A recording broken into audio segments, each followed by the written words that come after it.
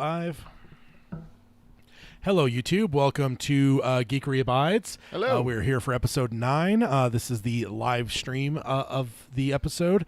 And yeah, welcome. We will go ahead and introduce ourselves as soon as we hit the intro. 9 episodes in. You know what was really terrifying, though? I was looking through the what we have coming ahead, or whatever, for the year. We're damn near halfway through the year when it comes to these episodes. Wow. This will be episode 9. We only have 24 that we'll be doing this year. Wow. So when that dawned on me, that was very alarming. I better get the old podcast side recording too. Do you want to riff for just 1 second? While absolutely. So we have our episode today is going to be the top 10 Westerns for us. And then I knew I was forgetting something here. It's been a chaotic afternoon. Yeah, it has been almost there. Go ahead and now we are actually recording for the podcast, and I'd hate to not record. That'd be terrible for the podcast. I mean, we always retrieve it from the YouTube, but it probably wouldn't be as good. Let's go ahead and hit the intros as we're about to start number 9, episode 9 here on. Now we're into June, talking about top 10 Westerns is our main topic, but we have some other stuff to get to before we get there. Let's go ahead and hit the intro and get started.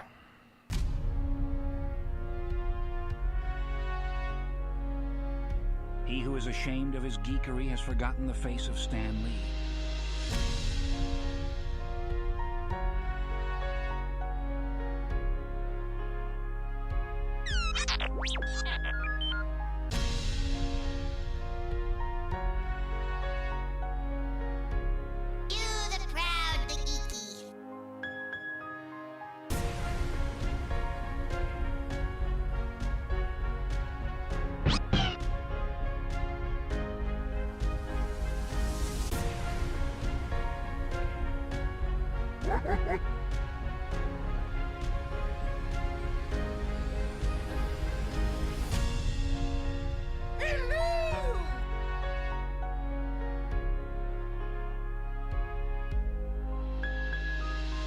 This is the podcast, Geekery Abides. Hello and welcome to Geekery Abides, episode 9. My name is Tad, and with me as always is Peter. Hello. Here for a discussion on... Oh, I messed up. What? Do it again. This is live. Do it again. Trying to think of some good references to where people have actually done that, like on the news, and they're like, "Oh, let's roll that again." And they're like, "Oh, we're live." Yeah. I can't think of any good ones. Do it again. Do what part again? Just introduce me. And with me as always is Peter. Howdy, partner. Oh, let's go ahead and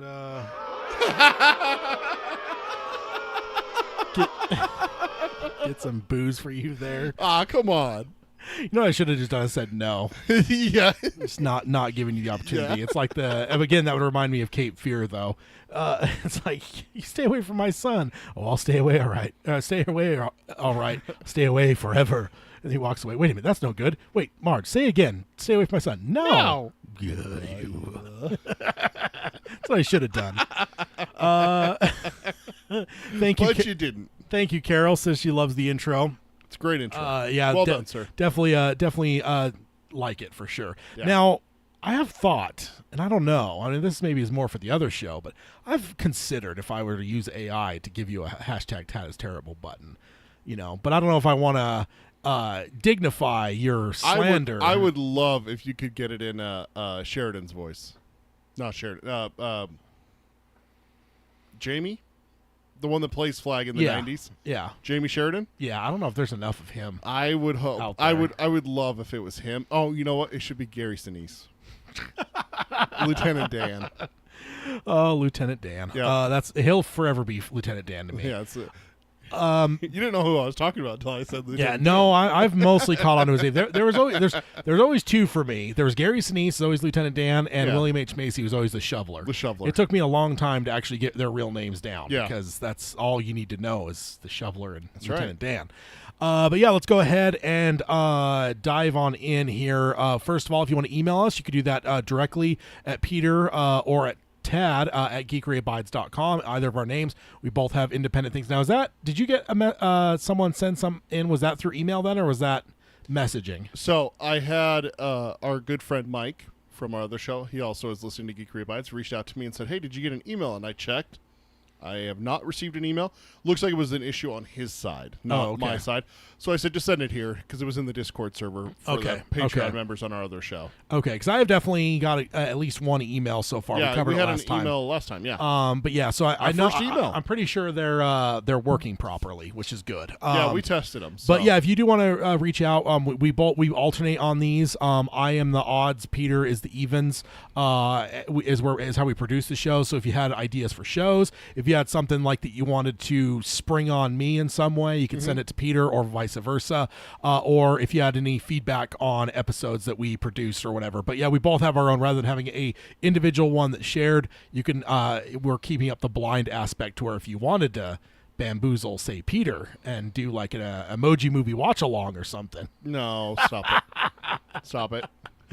But yeah, you can do that. Peter that or Tad at geekeryabides.com. Remember, Tad is TADD because it is often misspelled, and that will get you nowhere. Yep. That'll go into the. You know what I probably should do is just misspell it and have it forward to my actual one. It's probably what I should do, but I'll just remind people how to spell it. Hopefully that works out. Yeah, but then let's go on over next to what have you been watching, reading, playing, sir? You first. Me first? So apparently I just got on a kick of watching like action movies. I've watched Starship Troopers, John Wick, Kingsman, the first one, and Batman, the 1989 Batman. Yeah, you don't get any credit for Batman though. No? No, Why not? you're too much of a Batman fan. I mean, as I sit here in my Wayne Industries serving Gotham City and beyond t-shirt, you're saying I'm too much into Batman? Yeah, that doesn't count. But yeah, the rest that's interesting. You've seen all the John Wicks, right? I've not seen 4. Or yeah, 4 doesn't count because that's not even out yet on disc. So, Yeah, it is. no, I don't think it is yet. I swore I saw something saying that it was available. Maybe it's available digitally. Oh, is that So- not the same thing? Yeah, no. Did I just insult you? Yes. I'm sorry. Yeah, you got disc super race here, sir. And now I can take victory laps on that too. What with the Disney now pulling stuff from their streaming service. Yeah. Warner Brothers did that first. Now they're all doing this as a tax, basically a freaking kind of a tax cheat. Is they're pulling it off and then counting as a loss and using that as losses on their taxes and stuff. That's why people are doing this now, pulling shit off really? their streaming services. Yeah, it's pretty terrible. Shame on them. So yeah, so that's what you've been watching. No shows. No, I have. I finished Rebels, and I haven't gone into another show. Rebels is pretty good. My so you're wife. ready, you're ready for Ahsoka then. I am ready for Ahsoka. That starts June, later this month, or is that in August? I think August is No. in my head. June is Secret Wars. Yeah, That's what it is. June is Secret Wars. July. August. Yeah, July is nothing. August is Ahsoka, and then September or October for Loki. October. October for Loki. Yeah. So it's like every other month in throughout the rest of the year, there's something coming out for shows. Yeah. But my wife has got me maybe a little bit intrigued in a show called iZombie. Never watched it. My I've wife has heard of it, but I don't even know Yeah. what it is. Is it? It's got one of your favorites from Midnight Mass in it. The sheriff. Oh, really? He's So it's live action then? Yeah, it's live action. I thought it was a cartoon for some No, reason. it's it's the reason you probably have that is that when a scene starts in iZombie, it starts out as a comic panel, and then it transitions to real life, which is kind of cool. But yeah, the premise is that I've watched a little bit with her, and now it's kind of got my interest because I love zombies. I do. I love zombies. The premise is that there's a new drug called Utopia and an energy drink, I guess, and they make zombies.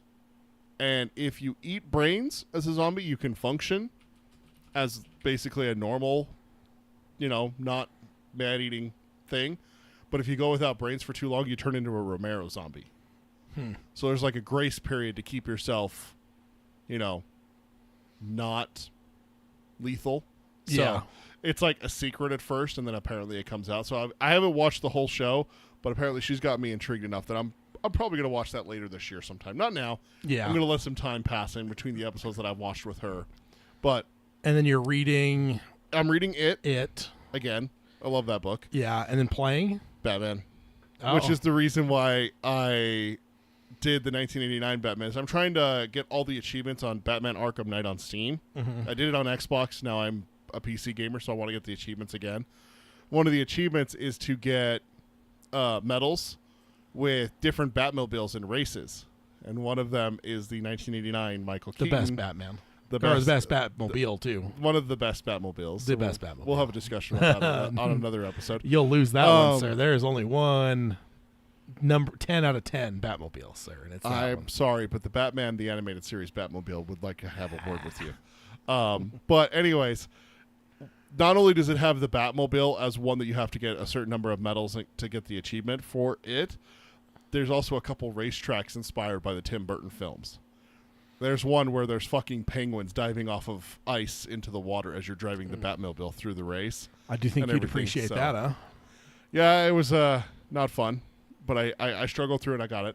But you have to do it for like different Batmobiles. So like I did it for like the 60s Batmobile, the 89 Batmobile, the 2008 Christopher Nolan Tumbler, the 2016 Batfleck Batmobile, and then the regular Batmobile that's in the game. So there's like different achievements for each Batmobile. Yeah. So I did that, but there's like themed ones for the different movies and TV shows. Like there's a couple ones for the 1960s, and dude, it's just so campy. It's so much fun to race around. yeah. It's got the theme song, na na na na na na na na, Batman, Yeah.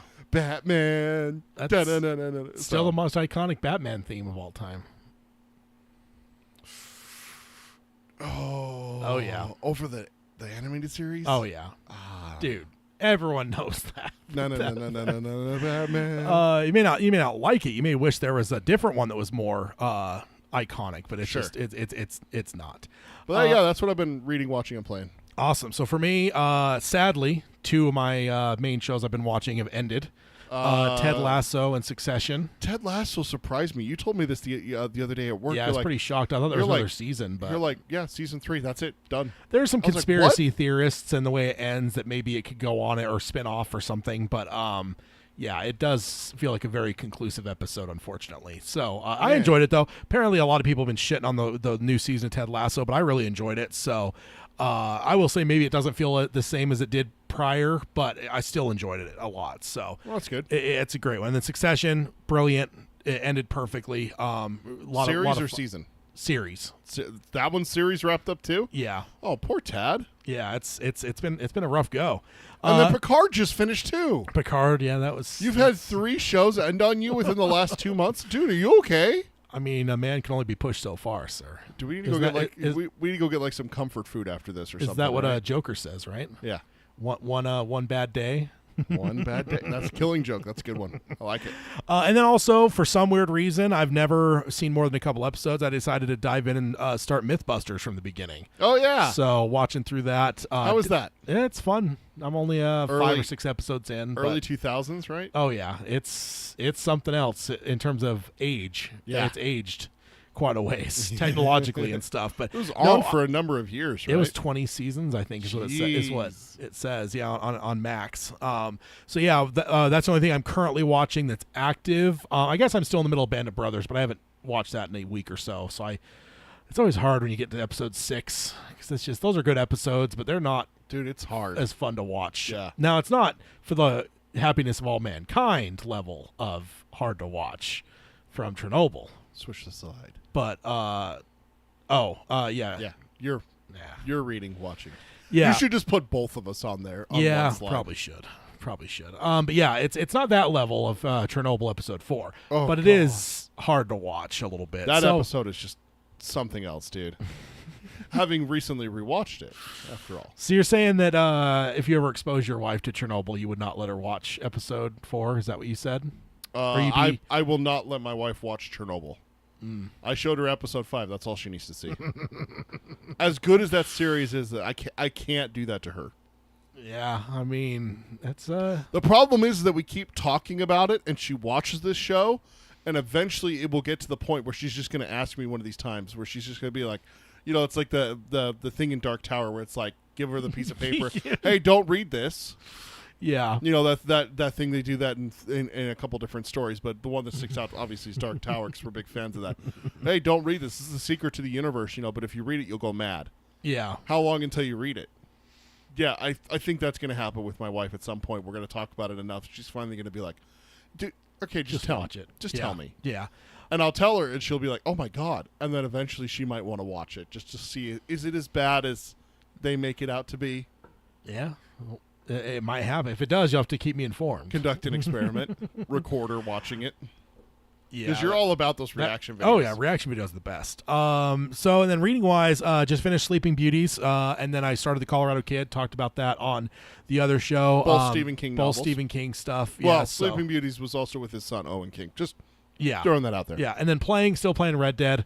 I think I just Dude, crossed. You are dragging your feet, I man. think no, I'm hitting stuff. You're dragging your feet. No, I'm hitting as much as I possibly can before getting to a certain spot. Yeah.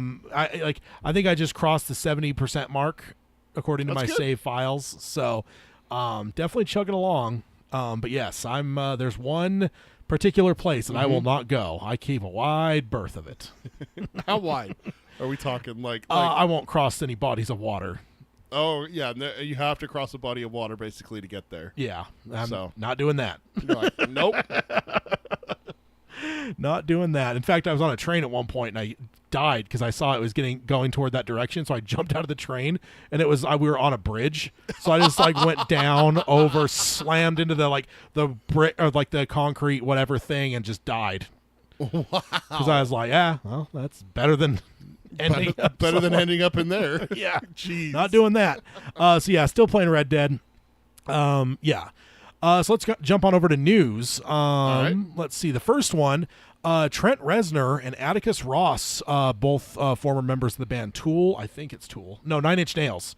okay. Nails are scoring Teenage Mutant Ninja Turtles Mutant Mayhem. Wow. So that is a very big get for this movie. They're both, Oscar winners? Both of these two are Oscar winners. They both won an Oscar for Soul, the Pixar movie. Right? Oh, yeah. As well as The Social Network. Back in the day, okay. they both won an Oscar for that. They both also won Emmys for Outstanding Musical Composition for HBO's Watchmen. Okay. They were also nominated for another Oscar for Mank, and then other incredible scores they've done: Gone Girl, The Girl with the Dragon Tattoo, as well as Atticus Ross is one that I always love because independently he went and did the score that I still throw on occasion, The Book of Eli, which was an incredible score. It's a good score. Dude, I love The Girl with the Dragon Tattoo. Yeah, that's a good one. Like, not only the score, but like just dude, that movie is so, and I forget things from it every single time. Yeah. I've seen it 4 or 5 times, and there's still little things that I forget every single time. Yeah. So that's a huge get, man. I don't know if there's a lot of animated movies that are getting Oscar-winning composers to do the scores. That's so, pretty cool. And those two are legit, man. I think everyone's going to always look at like your John Williams and Hans Zimmer as your 1-2 top composers, period. There's a lot of good composers out there, but Danny Elfman. I think that Trent Reznor and Atticus Ross are probably outside of like Hans Zimmer and John Williams. Yeah. Like they're probably in that next echelon of like just you great got them, composers. You got them and like Danny Elfman and some people like that. Yeah, the like the next level down. Sorry, Not- Danny Elfman's on my mind because of the '89 Batman. He wrote Yeah. that. Dude, that No, theme bangs. And I love that. And theme. I do, and I like Elfman as well. I just think they're at a lower level. It's not even necessarily a shot at every other composer. To me, it's just where I place John Williams, which is one step higher, and then Hans Zimmer a step lower, and then everyone else is down a ways because those two are just at the top of the game. Like when John Williams does eventually move away from composing altogether, which he did and then undid, I think Hans will be the goat. He'll be the champion of the thing. So that's great. So let's see. Oh yeah. Next one, how I typed it up. So we had a book released not too long ago, and it was revealed some original discussions about potential deaths in Return of the Jedi. Oh really? When it was being developed. Okay. Brace yourself, sir. Chewbacca. I really wish, dude. I hope so hard when I open this, but it was not. It was not Chewbacca. Let's see. So- That's because Chewbacca's the best and he can't be killed. So Lucas, here we have a quote from the book from George Lucas himself. He says, "I realized that I could kill off Luke if I wanted to. So What the? What? and I tried to play that up as much as I could. It was conceivable that Luke could die or turn to the dark side, and then if that did happen, then it would be up to Leia to redeem everyone." Whoa. And basically there was also like another part that was talking about, that wasn't a direct quote, that talked about that potentially Luke would fall trying to turn Vader type thing. So it would have even been like fall into the dark side or dying. So Can you imagine if Luke falls to the dark side, kills the Emperor? Yeah. And it's up to Leia to and then the Death Star blows up and kills him and Vader. kills them both. That's like Lord of the Rings. Yeah. I mean, in a lot of ways. I guess Frodo doesn't die, but Frodo was fucking done. He was dark side 100%. Like, Yeah. he was fully engulfed by the ring only at that reason point. the only reason he didn't escape is out. because Smeagol showed up. So So that was already established. So it very well could have been something like Luke did fall to the dark side and yeah. blow up the Death Star. Then Lucas says it really would have put an unfortunate twist on everything if we had killed off one of the main characters. Luke needed to live, and we needed to have Leia and Han together at the end. The fact that the boy gets the girl or the girl gets the boy in the end was a key factor and was important. And it was as important for Luke to overcome his demons. Yeah. I did not. Again, when I clicked this, I'm like, please say it was Chewbacca. That would have been the absolute coup de grace of like what, almost nigh on 10 years of me tormenting you with Chewbacca. You're not 10 years. It's close. 2015. Yeah, a year before that, Shit. 2014. That's true. Because I spent a year Chinese water torturing you about Chewbacca, man. Yep. So yeah, it's it. We're coming up on 10 years of me tormenting you. I'll have on this. to remember to tell that story sometime. Then we have the last quote here from Lawrence Kasdan, the other big creative force to help Lucas with these movies and the original trilogy. He says in the Sarlacc sequence, I thought that we should have had one of the heroes go down to prove that the Sarlacc was a real threat. I suggested that Lando be killed. Lando Calrissian. But George didn't want anyone to die except for the villains. I thought that it would have been a real surprise to the audience if someone we cared about died and had been killed by the Empire, which not really by the Empire in the Sarlacc pit. But No. well, I'll grant it. It's Lawrence fucking Kasdan, for God's sake. I'll let him get away with that mistake there. But yeah, We'll let this one slide. can you imagine, man? Just what I mean. This is He all almost like he almost goes into the pit. yeah, he does. Yeah, but this is one of those like hearing years later of like, well, I mean, because again, it's creative process. There's a lot Sure. of ideas that get thrown out, and like doesn't even mean that they were like real ideas, but they were at least played with for a bit. And it's just like, Yeah. what if of like, what if, man? Holy Right. crap! And then next up, we've got another what if. Feige offers us a glimpse at alternate history, and he basically. Okay. He basically is giving us their original choice for Iron Man. Oh, okay. And he says, thanks to the work of Feige, director Jon Favreau and others, the team found the perfect choice. An actor who checked all of the boxes and we were confident would be a huge hit. That actor, English star Clive Owen. Yeah, I love Clive Owen. He was really hot at the time. There was a lot of movies it was going on. He did King Arthur in like 2003, 2004, right around there. Fucking love that movie, dude. Yeah. I haven't watched it for a while. then I need to go back and Inside rewatch Man. it. He did Inside Man, which was Yeah. a great bank heist movie. Munich. Munich? He was in Munich too, right? no, that was Eric Bana. Wasn't it? I don't remember. But then a quote from Feige here says he passed. Feige revealed he was not interested. Oh, so Man. another one of those what could have been, man. Like holy shit. Oh, Children of Men, 2006. Oh yeah, Children of Men. Yeah, He was in yeah. he was in Children of Men in 2006. Oh, IMDb changed their shit. I Yeah, hate they it. did. They keep doing it. It's annoying me. Yeah, King Arthur was in 2004. Inside Man was 2006. Children of Men was 2006. Shoot 'em Up. What else is there? He had a lot going on though. So yeah, apparently Yeah, he was right offered. around, He was right offered around the there. role. Yeah. He was offered the role. The next one is maybe a bit of a shock. Sin City too. Yeah. Oh, Sin City as well. Not number 2. So the next one, the High Evolutionary's face in Guardians 3 was done largely with practical effects. Oh, really? That was revealed in a Oh, yeah. So icky. definitely James Gunn going back to his horror elements, perhaps, but that was just revealed recently, which was surprising. Did you see the thing that he was confirmed to be alive? Dude, it's a comic book movie. Nobody's dead. Uncle Ben And the Waynes. and the Waynes. It's the only two characters in the history of comic books that stay dead. And for a long time, you would have said Gwen Stacy too, but after like 20 years, they actually brought her back too. Yeah. So, but that took a long, for comic movies, 20 years, that's a long fucking time to leave her dead. Like, most people gave up any hope that she would ever come back. At Just that, like, comics. just comic book wise. Yeah, Yeah. like, it's like, okay, she like, if we would have had the internet back in those days, I think people would have tagged her up as another one, but they did eventually bring her back. Gotcha. So the next one is a little bit of bad news. Thunderbolts and Blade have both stopped production due to the writer's strike. Oh, that's a So, bummer. Yeah, Hopefully the writer's strike gets resolved soon. I hope they get paid. I hope so. Yeah, I'm definitely feel for the people. Mike popped into the chat and says, "Howdy, partners." Oh man, let me go ahead and get where's that emoji? Where's he at here? Hold on. Here it comes. There guys. he Ready? is. There he Ready? is. You ready? There it is. Cowboy emoji in the chat. Oh yeah. So unfortunately, those two have ceased production due to the writer's strike. Next one up, Deadpool 3 is confirmed to be continuing its production, but Ryan Reynolds is not allowed to improvise on set. Oh. Because he is a credited writer on the film, so he cannot create a single thing.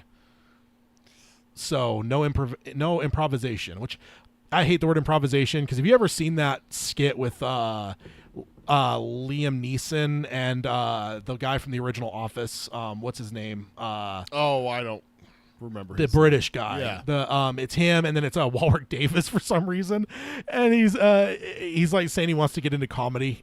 Yeah. And they're just like kind of like not taking him serious, but it's a hilarious skit. But at one point he talks about improvisation, and the way he says it is so like strange. It's ruined the word in my head. Let's see.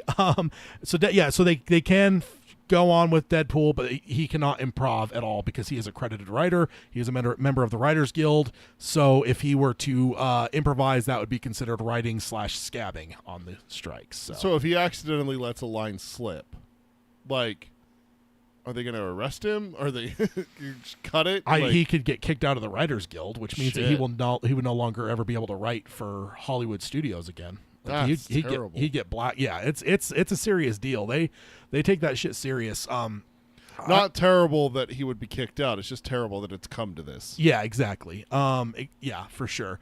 Next up, Disney almost rebranded the $5,000 a night hotel. Apparently, in an attempt to save its existence before they decided to kill it, they were thinking about rebranding it entirely as a Mandalorian. Like, for not Mandalorian the culture, but the Mandalorian show. They were going to rebrand it as, which I don't know, how the fuck would you make a Mandalorian hotel? The name is not the problem, guys. It's not.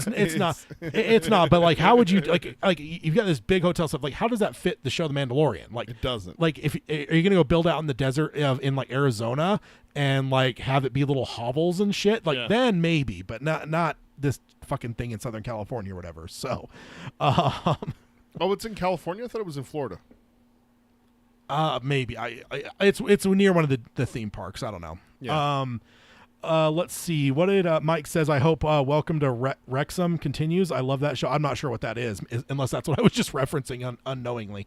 Probably. But it's a skit I've always seen. But it's funny. Like, one of my favorite parts about that when they're doing the improvisational comedy is because you know how improv would work, right? So he's like, "Oh, let's set up this improv thing," and it's like, oh, dude, I can't think of the guy's name. The guy from The Office, and it's like, okay, I'm a doctor and you're a hypochondriac. And he's like, all right, comes in. He's like, oh, you again. He's like, I've never been here before. Ricky Gervais. Ricky Gervais. Yeah. He's like, I've never been here before. And then he's like, oh, I thought because you're a hypochondriac, you would have been in the doctors a lot. He's like, we never agreed on that. It's just super, but it's so funny though. And Warwick Davis is just sitting there like watching back and forth between the two, and it's just awkward. I don't think I'll ever watch this thing. I'll find it. It's so funny. No thanks. It's so funny. Next up, very interesting. John Carpenter teases us. I saw this. A fan asked Carpenter if Keith David Childs, who's last seen sharing a bottle of J&B whiskey with Kurt Russell's McReady, has been assimilated by the creature at the end of the movie. Carpenter has always dodged this question throughout history, but this time he gave a more intriguing answer. And this is a direct quote from Mr. Carpenter, master of horror. Yep. John Carpenter. Let's not take away his title here. Yeah. He says, quote, "I have been sworn to secrecy, okay, because there may be, I don't know if there will be, there may be a thing too." And let's just say, if it were to happen, it better fucking be John Carpenter involved. They better not just be like, "Hey, let us get your blessing from you," and have some dude make it, and have some other fucking clown make it. Like, no, there's been some titillating rumors in the last couple of years that Carpenter's retirement, that's been on since 2010, he hasn't directed a movie since anything since 2010, so it seems like he's retired, but there's been some stuff he's been saying recently where people are wondering, could he get off the old bench and we get one of the most unique and iconic directors of all time to come out and get us another movie here. I'm there for it. Yeah, I mean, what is where's it? Just hook it to my veins! Yep. Yeah, that's Exactly. my God, man. The one I've always have you ever like taken a deep dive into like the whole thing stuff with that, like especially that last scene? Like looked into like is one of them the thing or Yeah. What's your The one thing that always stuck out to me with like the the conspiracy theories or of fan it. theory? Yeah, Fan theories. That's the way to put it. The fan theories is that one of them you can't see their breath. And it's like, That's one wait, aspect why wouldn't you of be able to see their breath? They're in Antarctica, for God's sakes, at night in the middle of like it's cold. Like yeah. So you see the other one's breath, but not his breath. Why don't you see his breath? next time I watch, I need to pay close attention because apparently, when they're drinking the whiskey, apparently there's a point earlier on that all the whiskey's being dumped out and being filled with gasoline to make Molotov cocktails. Oh, And Childs drinks it, and then Kurt gets a little bit of a smile because an alien wouldn't know the difference between whiskey and gasoline. Yeah. So maybe he drank gasoline. It's another fan theory. okay. Did he drink gasoline and then Kurt kind of gets a little smile because he just exposed himself as an alien? So, Welcome to Wrexham it's a documentary. The series documents the events of Welsh Association Football Club, Wrexham AFC, as told by the club owners, Rob McElhenney McElhaney and Ryan Reynolds. Oh, okay. So Ryan owns a football club in England. Okay. And then Carol talking about her move here. Congrats again on that move. Yeah, to Hawaii. Yeah. Aloha. Indeed. Hello. Howdy. It's almost like saying hello there. Hello there. Hello there. That's fucking Obi-Wan Kenobi. I'm gonna take your button away. I love that button. Don't take it away. All right. Next up, Amy Pascal teases that maybe a live-action Miles Morales movie might be in the offing. Amy Pascal was the former head of Sony.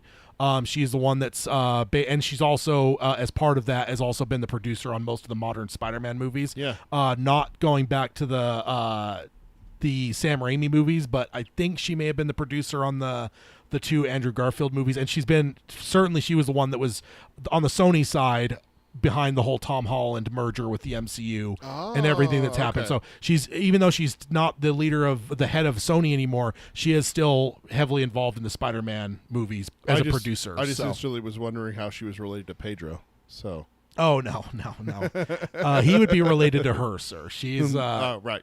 Yeah, she's a heavy movie and mover and shaker in the Hollywood business. it. But she was at the Spider-Man Across the Spider-Verse premiere in Los Angeles, and was asked about a Miles Morales live-action movie, and she says, "You'll see all of it." She told me Tuesday at Spider-Man Across the Spider-Verse premiere in Los Angeles. It's all happening. Really? So Interesting. very interesting because everyone loves Miles, right? Yeah. And Miles would be a huge addition to Sure. the Spider-Man mythos for Yeah. live-action movies. The question I would have: who would be his Spider-Man? Who would be his Peter Parker? Andrew Garfield. I think you'd go Toby. Toby would be a good choice, but he's too old. I don't know. I mean, I think the reason why I pick Andrew Garfield is you get the whole dark side of Andrew Garfield, because he talks about it in No Way Home, how he went dark there for a while after Gwen's death, yeah. And I think that's where But you get like the schlubby if you do like the Into the Spider-Verse stuff like that. Toby could pull that off way better, I think. Like the one that's lost Mary Jane, they're divorced now, and he's just like this. I don't think that Toby is there. I think he's happy and everything like that. I think Andrew fits that better by being down on his luck and stuff like that. He's not married. He couldn't catch her. Exactly. Use that instead of being married to Mary Jane and divorced and everything like that. Use that. It's already set up for you. Yeah. He's not ready for a Padawan, and yet here's a Padawan, kind of thing. Just like Anakin with Ahsoka. I could see either of them working. I do think. Oh, yeah. I mean, Andrew, in my opinion, I've said this before. I don't know if I've said it on the show or not. I'll call it that Andrew's the best actor that's played Spider-Man.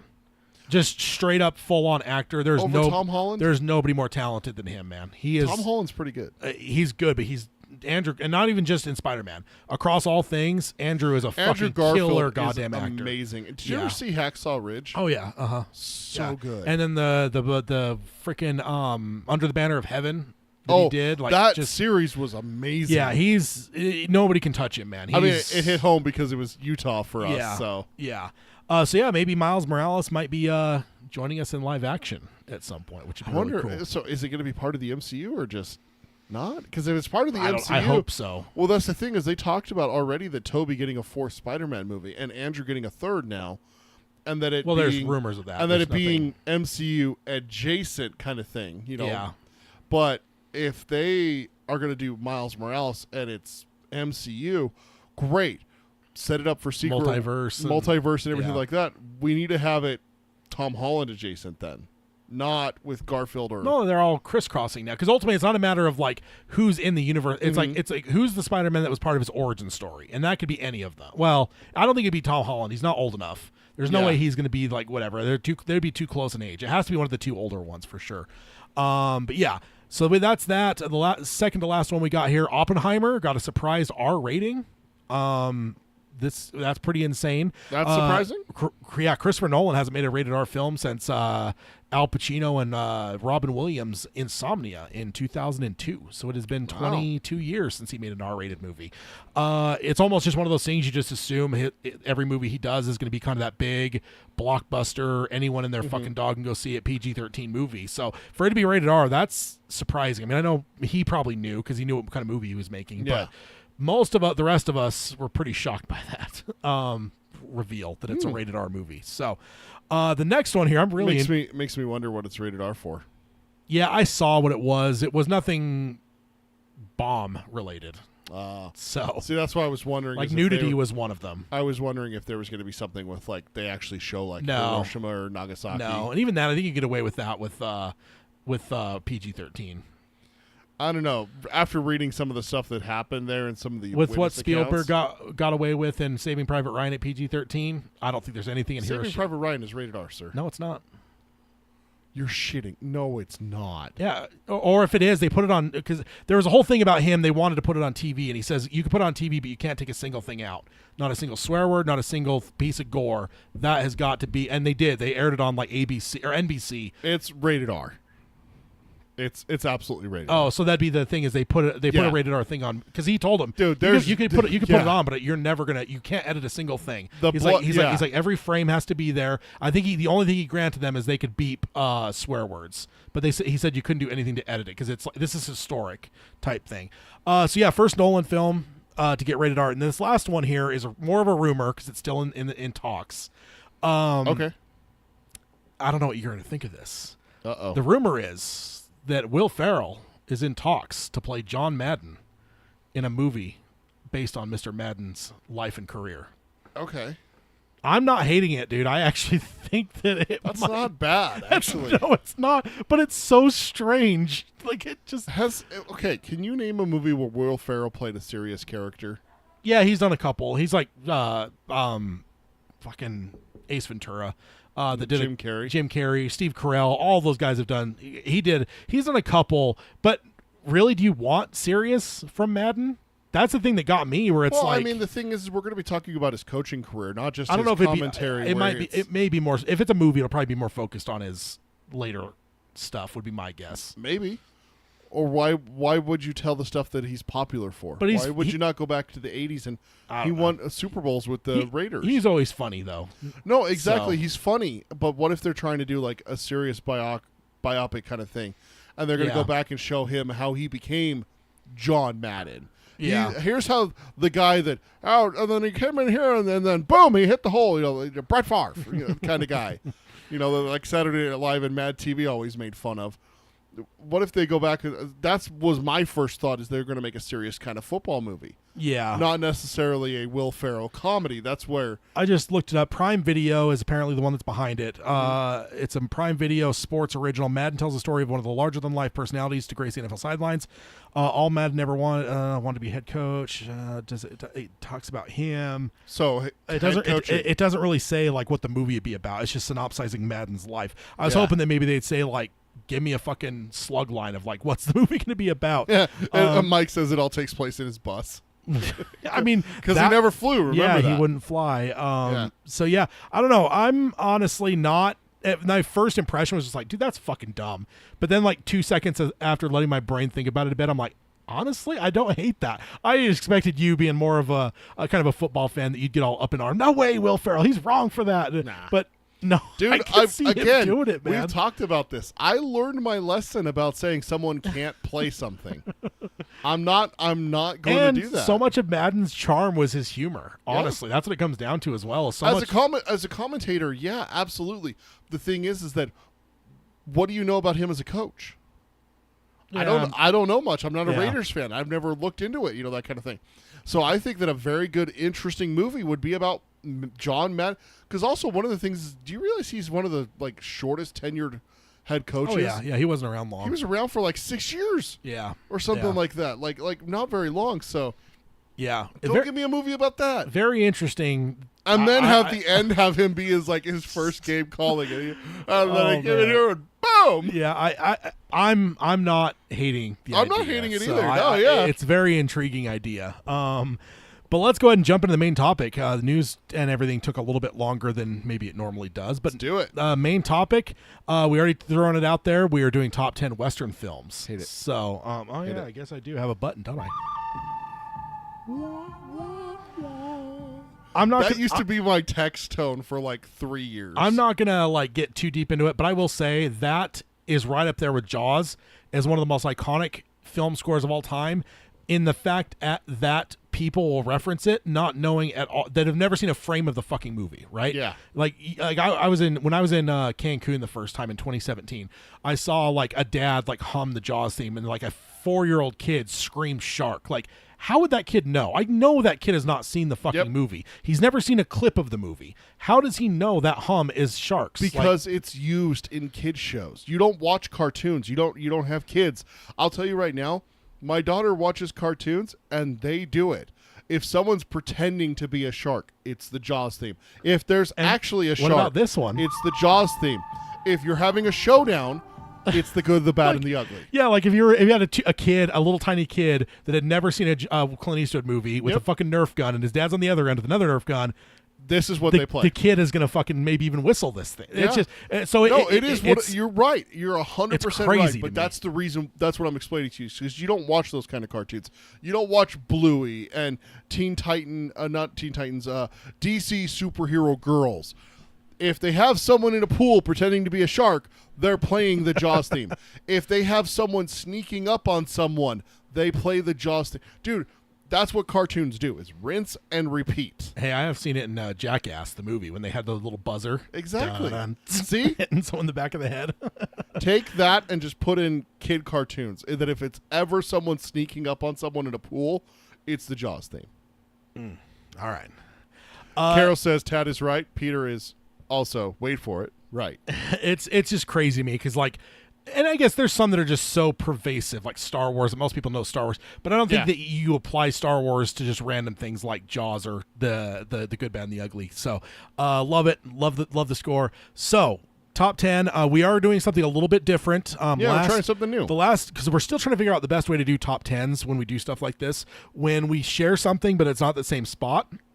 up to this point, we both, like, one of us will just hold our tongue and then wait, and I just feel like it's really stunting the conversation a bit. Yeah. Because, like, I'll hold my breath on, like, the last one we did, like, The Crow, I know was at different spots. So Yeah. I'd hold my breath, but then by the time I got to it, I just don't feel like I've said everything. Yeah, you said a lot. So this time what we're going to do is, so some of the stuff's going to fall a little bit out of order because basically if we share something, it is going to get revealed when the first person hits it. So it won't necessarily be a 10-1 countdown because Sure. we're just testing this out. We don't even know if this will be the solution to the problem here. But ultimately, we feel like the conversations have been... The idea behind it is that we're going to name a movie. Tad has it at X spot, and I have it at Y spot. So different spots on our listing, you know. So that's what we're going to be doing. So it's actually easy at first here because our top 10s, or our number 10s, are the exact same. Are they really? They are. Actually, I did realize that yours is messed up, though, because the text says number 1, but I meant to say 10. I think I can maybe fix this on the fly, actually. Hey. So, yeah, our number 10 is the exact same. That's interesting. Bone Tomahawk. I had questions about if this counted as a Western or not. This But counts. I mean, It's Kurt Russell, yeah. in all of his glory, he's got the giant fucking mustache, big old hat. cowboy hat. So for anyone, because this may be one of the more obscure movies on the list Yeah. as well. So this was a horror movie. So it's kind of one of those cool cross-genre movies. It is a horror movie, and I was sold on this movie the first time I heard the synopsis, because the synopsis was small town sheriff deals with cannibalistic cave dwellers. And Yep. I will never forget the phrasing on that, because cannibalistic cave dwellers was the moment that I was fucking sold on this movie. So it is 100% a horror movie. There is some pretty gruesome stuff in it. Yeah. But ultimately, I love cross-genre stuff. It doesn't happen a lot. Yeah. But I love it when it does. There was also that, like, Overlord that came out in the last 5 or 6 years that was D-Day, but then it turned into, like, a monster movie. Yeah. Like, I love that kind of stuff, man. I mean, the ultimate example is Predator. The original Predator is the ultimate example of that. 'Cause Starts off as just an action that movie. looks like your normal Arnold movie for like the first 20, 30 minutes. And then suddenly, what the fuck are we doing here? This is now a creature feature, you know? Yeah. And I said that's probably the ultimate example. And I love cross-genre stuff. It's awesome. And Bone Tomahawk is incredible. It's not rated. It's 2015 is when it came out. It's just a little over 2 hours long. It's got Kurt Russell, Patrick Wilson, and Matthew Fox, and David Arquette. I forgot David Arquette was in it. Yeah, he was like the criminal. But yeah, someone gets kidnapped, and Sheriff, which is Kurt Russell, has to go try and save him. Yeah. And it's like you said, cave-dwelling, cannibalistic. What is it? Cannibalistic cave dwellers. Cannibalistic cave dwellers. And it is exactly like it sounds, and it is brutal. It is so brutal. It is. Some of the most brutal shit I've ever seen in a horror movie. I won't spoil everything, but there is some absolutely insanely grotesque shit in this movie.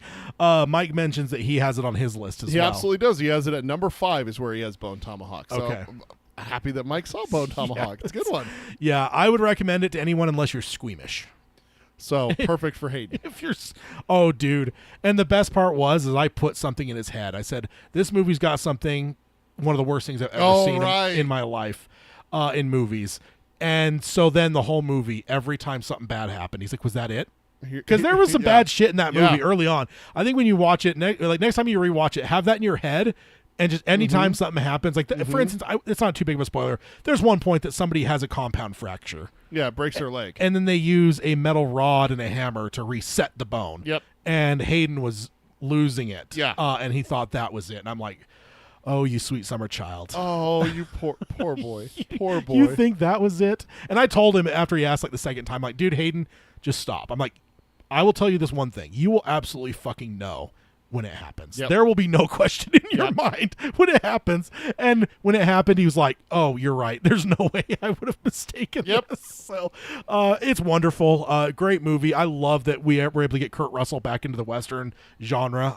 He done it. I think this maybe, well, I don't want to get too far into it because he's done a lot of stuff early in his career too that maybe I'm not as privy to. But in my general consensus, there's 3 major Kurt Russell Westerns. So and this being one of them. So this is actually filmed. This is actually filmed around the same time as Hateful Eight. So the facial hair was from that. Like he basically just didn't shave and then moved into this movie. So that's pretty great.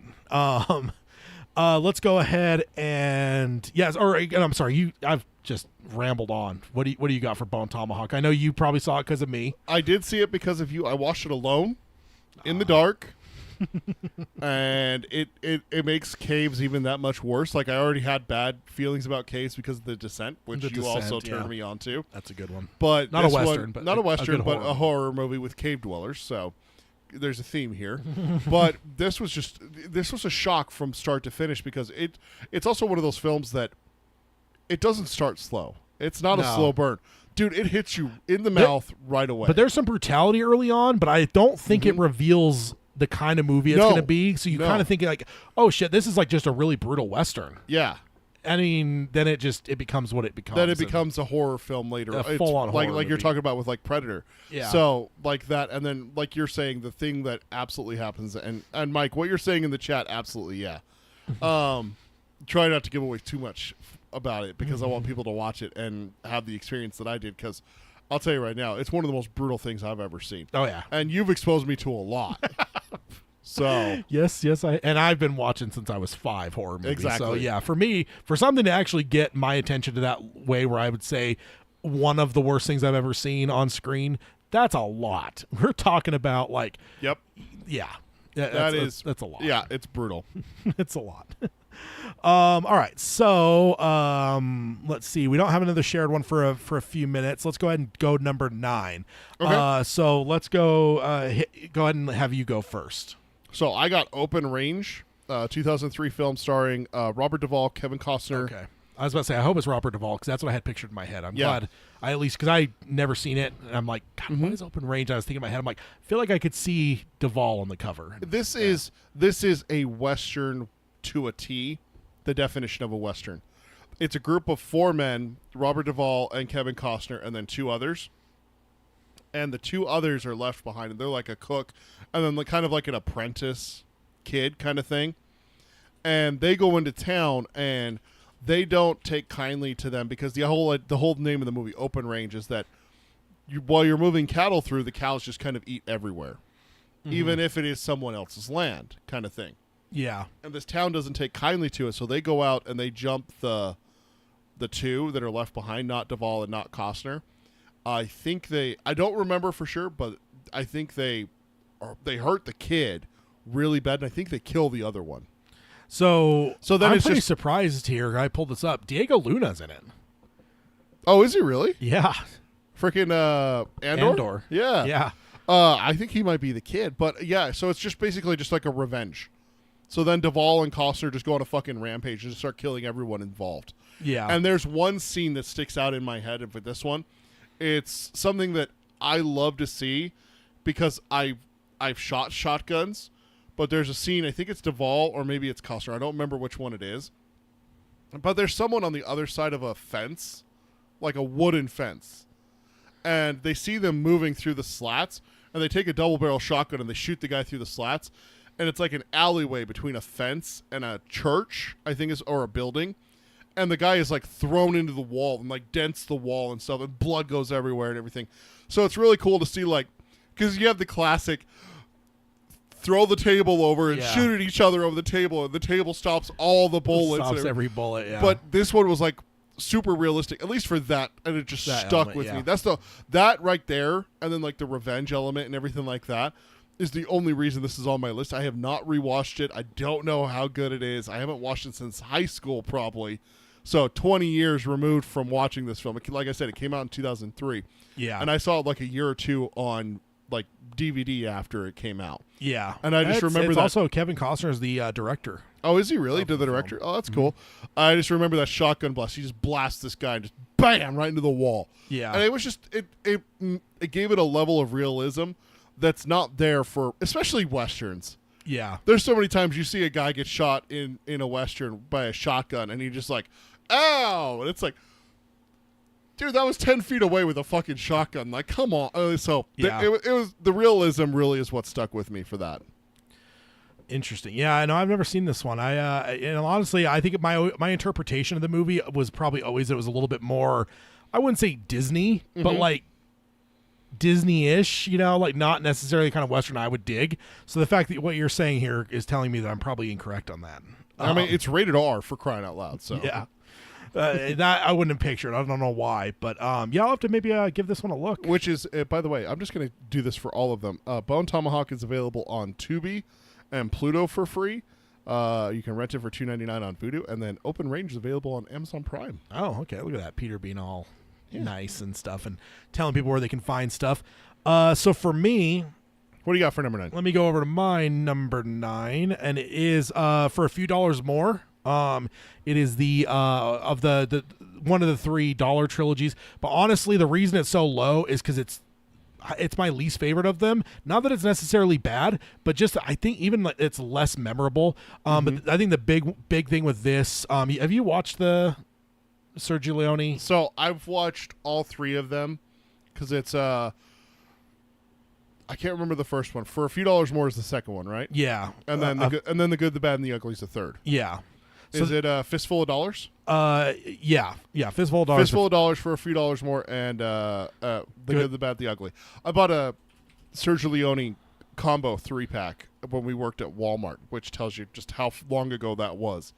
And I watched them one time, and only one of them stuck, and it is the one that made my list. So it was not this one. Mike also mentioned that this was his honorable mention, and again, I don't think this is even a bad one. I just think that it's the one that has resonated with me the least. But I think the big one with this is that Clint Eastwood ends up teaming up with Lee Van Cleef, which is just that freaking legendary bad looking motherfucker. And it's so that's how I always remember. It's the one that he teams up with the other guy. They're not really like tight with each other, but they have to work together to hunt this bad person that is on the loose. Before you dive too far into it, it's available on Tubi as well. What about your do you have honorable mentions to mention? And then Right, Mike said he had some as well. I forgot about I guess we that. skipped that part. I didn't get any honorable mentions from Mike. I got his top 10, unless I missed it. I'm sorry, Mike. Let me know in the chat if there was more. Yeah, he may just be telling us. I had 2 honorable mentions. I had 3:10 to Yuma, the 2007 with Christian Bale and Russell Crowe, and then Young Guns as well. Was my other honorable mention. Young Guns I actually just watched within the last year for the first time. I'd never seen it before. Oh yeah. So, yeah, those 2 honorable mentions. Good movies. Just I haven't rewatched 3:10 to Yuma for a while. Yeah, Mike also says Blazing Saddles is another honorable mention.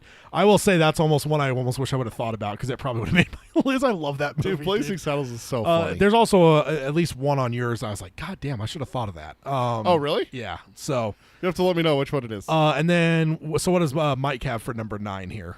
So number 10 for Mike was The Wild Bunch. Oh, okay, yeah. Let's keep... number 9 was A Fistful of Dollars. So, okay, the number 1. Yeah, and then Carol says I grew up on the spaghetti westerns. Yeah, and I do love all 3 of these, and I think I watched them all like in a weekend a number of years ago. That is actually one of the few multi packs I do own because I do think like the Man with No Name trilogy or whatever that.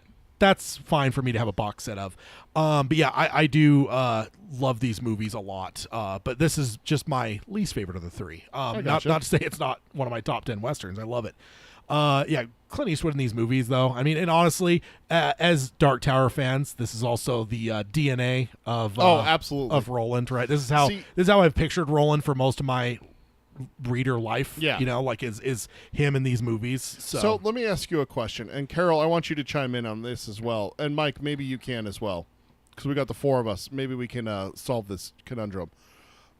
Do John Wayne westerns count as spaghetti westerns? No, they're John Wayne films, right? Yeah.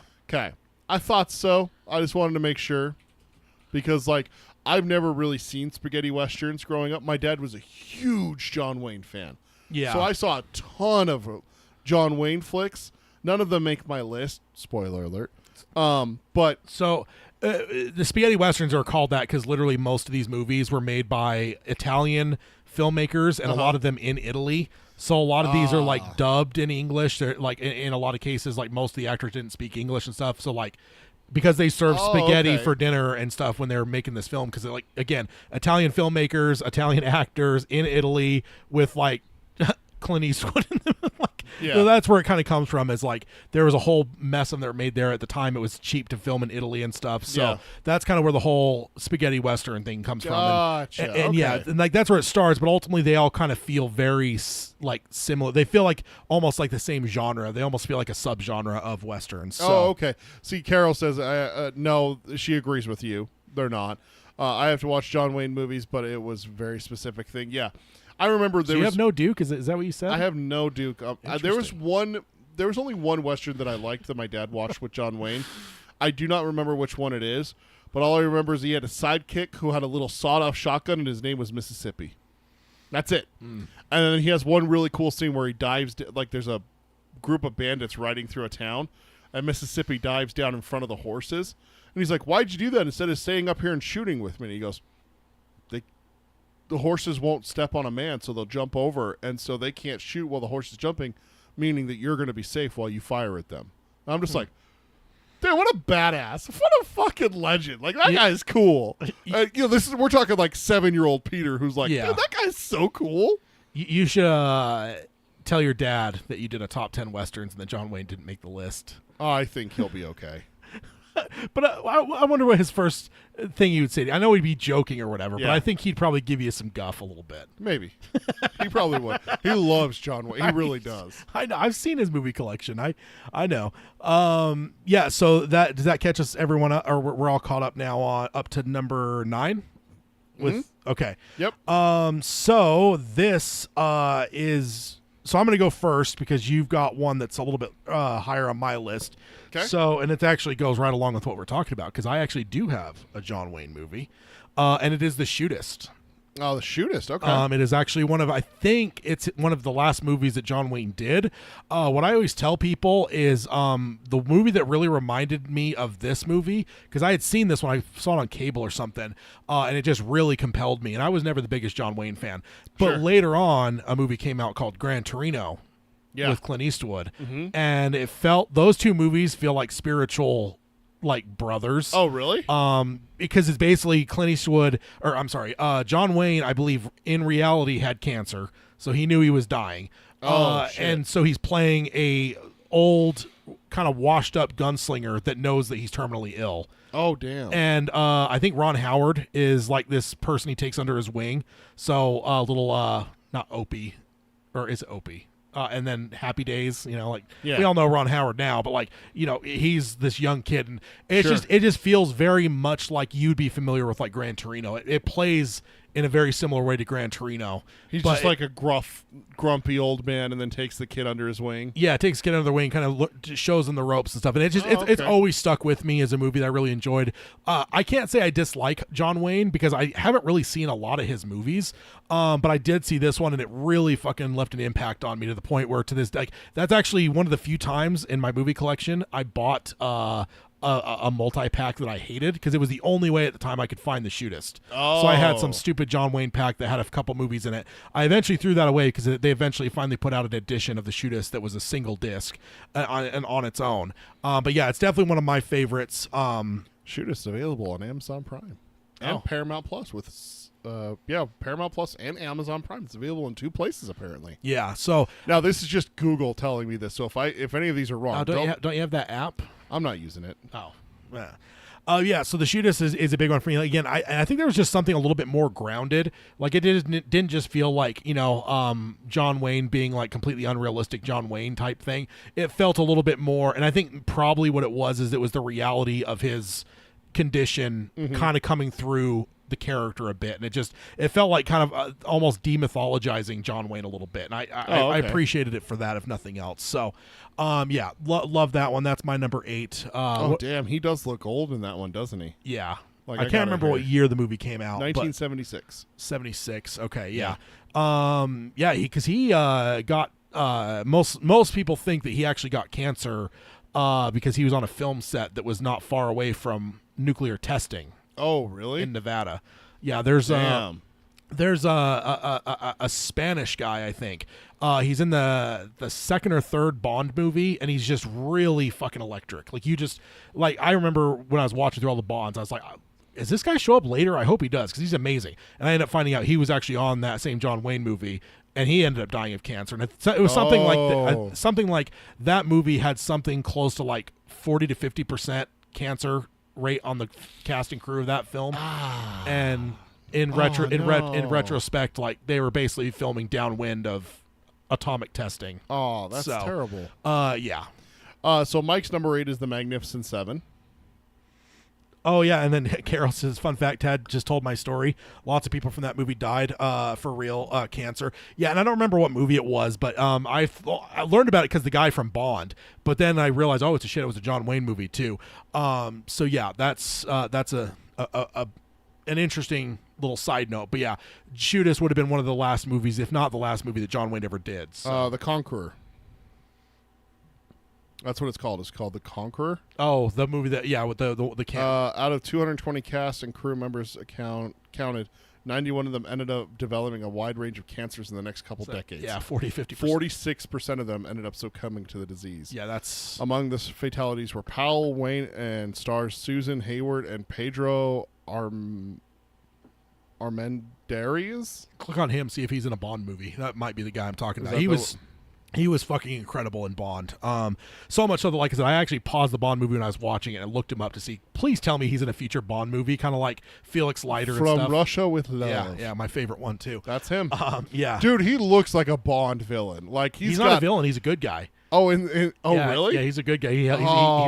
He's a compatriot. He helps out Bond. Well, there's like a give or take early on, but then as it ends, like he ends up helping Bond out. So yeah, it's called The Conqueror. That's it's sad. Man. What did Mike have at number 8 before? The Magnificent Seven. Oh, okay. Which one did he say? It just says the Magnificent I'm guessing the Seven. Original because there's been a couple takes on it, but I'm assuming the original. That's Mike's in the chat. He can let us know. Yeah. All right, and then I mean that's a good one too for sure. I just hadn't seen. For me, there's a couple movies I know I've seen, but it's just been so long I don't have enough memory. But I was telling Peter... That's the reason why 310 to Yuma became an honorable mention. Yeah. I actually had it on my list, and then I swapped it for Bone Tomahawk, because I've watched Bone Tomahawk more recently than 310 to Yuma. But I told you, I think I remember it was yesterday after the hangout, that this whole thing has actually inspired me. There's a couple Westerns I'm going to be buying if I don't already own and watching, because I am a little bit, not ashamed, but I'm just bummed that there's some really great movies that either I don't remember very well or I haven't seen at all. So, Mike says the original. That's what I would assume. Original. That's what I would assume. All right, so now getting over to yours, and this is going to, I've got to figure out, let me see real quick. You've got, go ahead and say it, sir. I got the good, the bad, and the ugly. I mean. Yeah, and for me, I just put it up on mine too. So mine's got number 4. Mine's number 8. So, yeah, I mean, go ahead. It's yours to start, but I'll chime in as well. The only reason this isn't higher, I know this is a phenomenal movie. I know this is just one of the best endings for all films. It's just they come down to the showdown. Go ahead and hit the sound for me one time. That came from this. We were literally talking about it earlier. Well, this is the theme for this movie. This is the good, the bad, and but the this ugly. isn't the song. This isn't what's playing. No, not during the showdown. But this is from that movie and everything like that. But like the music going on during the showdown is everything. The eye thing has become a running joke now and everything like that. The look also, we talked about it with Dark Tower, sticks with you. This one right here, this is the one that inspired King, right? Yeah, this is the one that inspired King. This look and everything like that is what inspired the Dark Tower, which is what our other podcast is entirely about, as well as the wider King universe. But I haven't watched it for 15 years. This is the only reason why it's not higher, is because I don't remember a ton of the movie. I just remember the showdown at the end, the 3 of them in the graveyard looking for the treasure, the theme song, and just being blown away by how well acted it was. Oh, yeah. I know that the good, the bad, and the ugly represents 3 different people. You have the good, which is Clint Eastwood, the bad, which is the bad guy, and the ugly is like the little... And Lee Van Cleef, which Angel Eyes in this one. He was the one that... Yeah. He was like the not-so-friendly guy that he teamed up with in the other one that I mentioned. But in this one, he's the bad. So, and he is pretty fucking bad, too. He is pretty bad. And then the ugly... I just remember thinking the ugly guy was fucking hilarious. He is. Do you know him from something else? The ugly? Well, who is the ugly? You know that actor. Do I really? I'm going to look it up. What's his name? It is Eli Wallach. He is he is Don Antebello in Godfather 3, the old guy that's kind of skeeving everything. Dude, you gotta realize I've seen Godfather 3 exactly one time, and I don't remember anything except for just when I thought I was out, they pulled me back But in. pull up his IMDb and you'll see Okay. what he looks like in his IMDb picture is more Godfather 3. But there was one point that I was looking at his stuff probably the last time I watched Godfather, and I clicked on him and it showed Good, Bad, and the Ugly. I'm like, wait, what? He's in that? Because I I find out he's the. it just connects yeah. his. It's like he was in the 90s that Godfather 3 came out. So you're talking like a 40 year fucking gap. So he does not look. I mean, once you hear it, it's like, oh yes, obviously they're the same guy. Yeah. But it was just one of those. It wasn't clear because he looks so different in 1966 for the Good, the Bad, and the Ugly. versus like early 90s. Yeah, it's Yeah. a long ways. But yeah, go on though. Yeah, he's Tuco. That's his name, and so I can stop calling him the Ugly. Yeah, Tuco. Yeah. I just remember being a fan of him. He like falls out of something at one point, like a card or something like that. I just remember chuckling to myself. Being And Mike says Tuco is the Ugly. yeah, thank you. Yeah, I just remember being like, Tuco. Yeah. So that's the reason why it makes my list, and it does go above Open Range and Bone Tomahawk. I haven't watched those either for a while, but I just remember being blown away by how good The Good, the Bad, and the Ugly is, even though I haven't seen it for over 10 years. It still has a spot in my brain where it's just like, you really dug this movie. Yeah, and that's the way I was with For a Few Dollars More. Yeah. Like I remember all three of those I loved. I just remembered that one the least. But this one, yeah, just everything about this movie just resonates. I mean, and even the music, we're talking about the music a little. Well, I'm going to talk about the music a little bit. The theme is iconic, but I don't even think it's the best song in the soundtrack. Really? The Ecstasy of Gold. That plays when he's running into the graveyard, and it's like those super wide shots of it's really iconic. I think there's a fucking beer commercial that uses it now, but more if you're a metalhead, it's also the first thing that Metallica plays at a Metallica show right before they come on is really? The Ecstasy of Gold. I don't have a clip to Oh, play that's of cool. it, but it's such a fucking killer song. It's so good. And this whole movie is just built incredibly. I think it is kind of the culmination. I think they learned a lot as they made these, and this is just whatever. It's great. It's kind of I love this movie. Love the three actors. I love everything about them. Some of the shit they did with the bad with Angel Eyes is incredibly bad, like villainous to the point where you almost don't expect some of that stuff. Like at one point, does he gun down like the whole family, or they show it off screen, but it's off screen. But he alludes to it where it's just like, what, you think I'm not going to kill everyone here? Like, it's fucking brutal, man. Great movie though. So it is number 4 for me. So much higher, but it's all good. And like I said, it's one of those ones that it probably will be higher on my list if I watched it. And then Mike says the POW camp part is hard. Yeah, there's a lot of, and just the setting of this movie. I think somebody earlier said they believe that this was filmed in Spain. So ultimately, yes, they may have actually expanded out and gotten into different areas. But ultimately, you still would have had the Italian crew, most of the cast. And it's just that's where kind of the spaghetti Western thing comes from. So he says, Granada, Spain. Yeah. He looked it up. Yeah, Hey, so sweet, thank you. Yeah, for sure. But it's still this is the last of the 3 movies, and it's still called that. But they're probably getting a little bit bigger budget to maybe move out and film in different areas and stuff. Yeah. So, love this movie. It's one of the probably one of the most iconic movies on this list, of my list at least. Sure. Because again, like the song. I mean, everyone knows those close up shots. Yep. Everyone knows there's some stuff from that are. If you have a standoff, it's the good, the bad, and the ugly. Yeah, it doesn't matter if exactly. it's 3 or 2 or 5. It's Yeah. the good, the bad, and the ugly. Yeah, exactly. So now I don't think we've got anything for a bit that matches. So Okay. let's go ahead and I went first. So let's have you go ahead and How go about we next. start with Mike's first? Or yeah, that's good. Number 7, right? Number 7. He has Young Guns and Young Guns 2, and he puts in parentheses, he explains this one. He says, I know it's a cheat, but these movies have so many good lines, and they are from my youth. So that makes sense. Yeah. And then he has a quote from the line. Hi, Bob. Billy shoots Bob with both barrels, then laughs. Goodbye, Bob. Best $1.80 I ever spent. I haven't seen those since I was a wee lad. I need to Yeah. watch those again. As well as I know me and you were discussing off air Back to the Future 3, and, Yeah. and it's whether it's a worthy part of that trilogy or not. Yeah. You were arguing that it was. I don't know. It's a good movie. I don't know what your problem know, with man. Back to the Future 3 is. I don't know. Let's go ahead and I did notice it wasn't on your list, so we're not even going to get a chance to discuss it this time. I but, mean, it's good, but is it better than any of the westerns I have? No.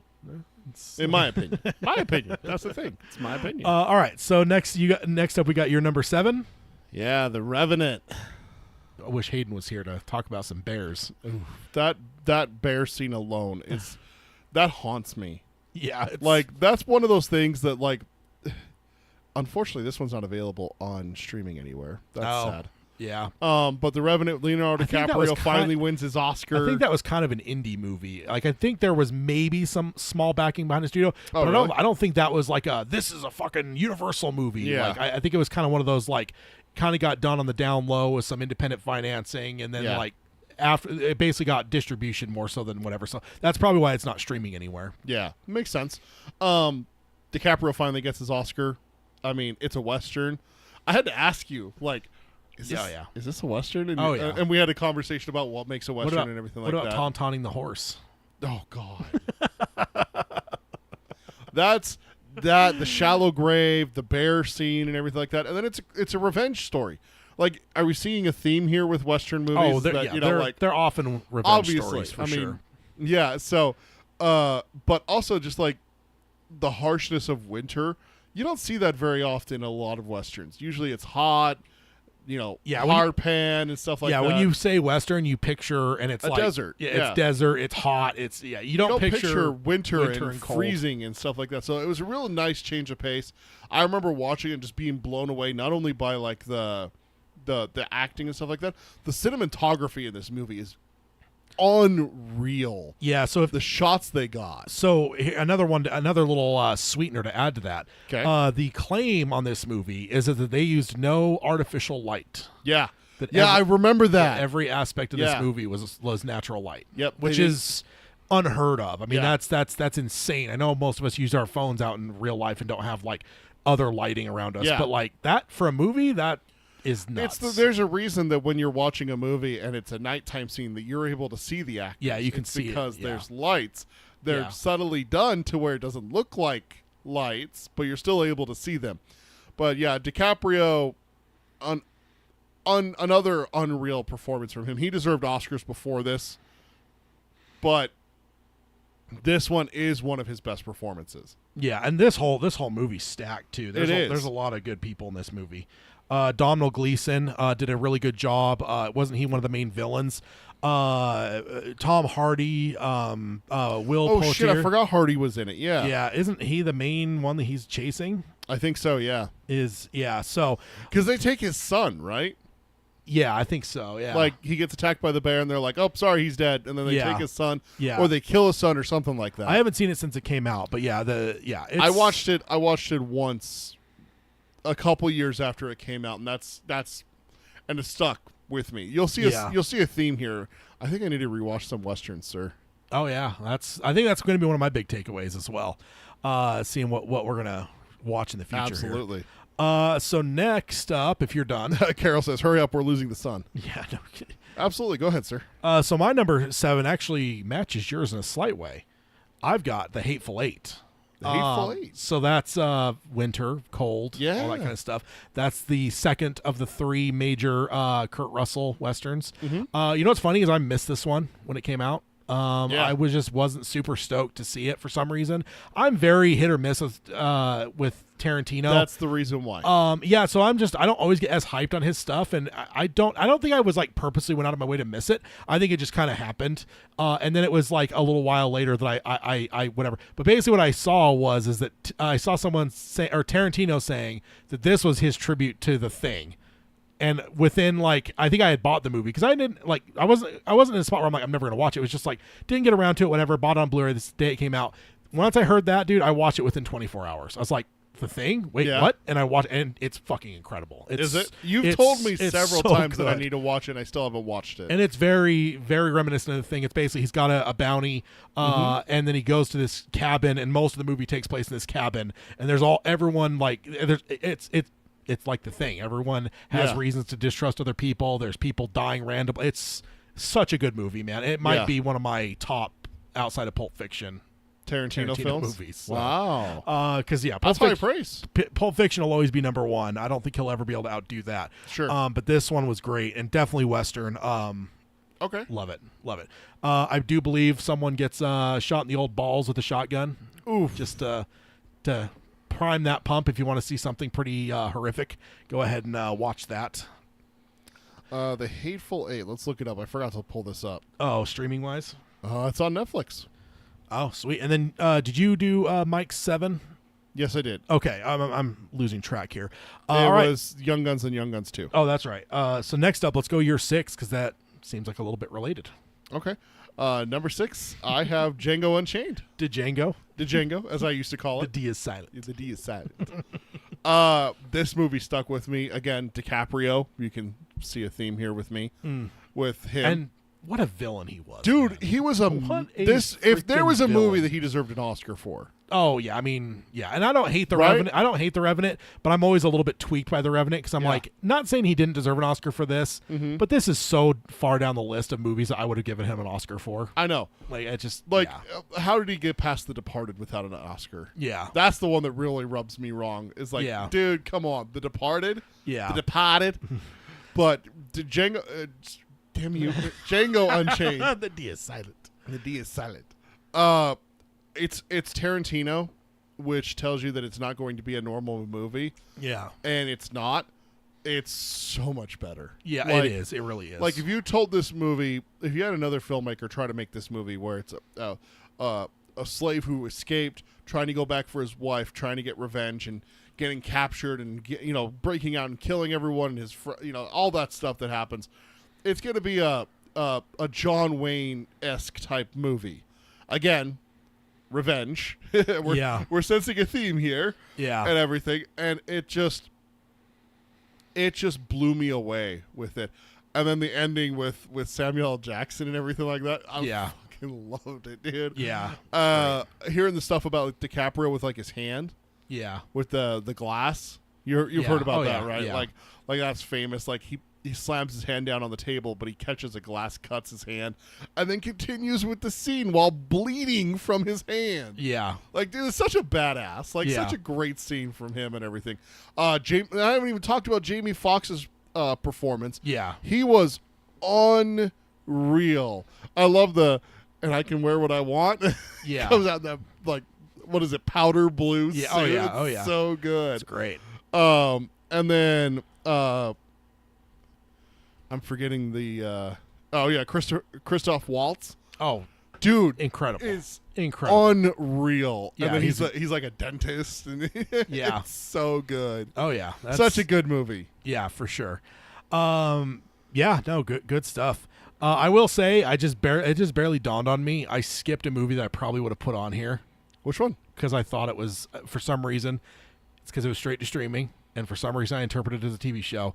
The Ballad of Buster Scruggs. Oh, I've never seen that. Oh, dude, that I don't know where it would have been put if I would have freaking dawned on me that it was a goddamn movie and not because I just kept thinking in my head it was a show. And then I just as we were talking over this last little bit, I've been like, how many episodes was it? I'm like, I don't remember. I mean, there's a lot because it's like kind of like Pulp Fiction-y, like there's multiple stories and stuff. But it isn't that long. So then it just dawned on me over the last couple 20 minutes. I'm like, God damn it. And that should have been on my list somewhere, but it's not. Django Unchained is on Paramount Plus, it looks like. Oh, okay. Okay. But yeah, that was just a sidebar. I guess I'll call it a honorable mention, even though it probably would be a top 10 because that was a great movie. The Ballad of Buster Scruggs. It's Coen Brothers Oh, okay. and Western. So great stuff. So for me, where are we at? Number six. Number 6. I actually just watched it in the last couple years. Butch Cassidy and the Sundance Kid. Okay. I'm embarrassed to say I've never seen this movie. I don't know that if I had before then, but it's just like I was like, you know what? Screw it. I own it because I own a lot of shit I haven't watched. Threw it on. Hey, quiet you. Enough of your tone. And then I threw it on and it holds up, man. It's an older movie. Sometimes I think you get in your head where it's like something from the 60s or 70s. Like there's just a certain style, and I don't know if it's as good as whatever. And that's a wrong way to think for sure. Because I'm a big fan of older movies for the most part. But for some reason, this one slipped by me until the last couple of years, and I watched it. It's a great fucking movie, Is it? man. Filmed Yeah. here in Utah.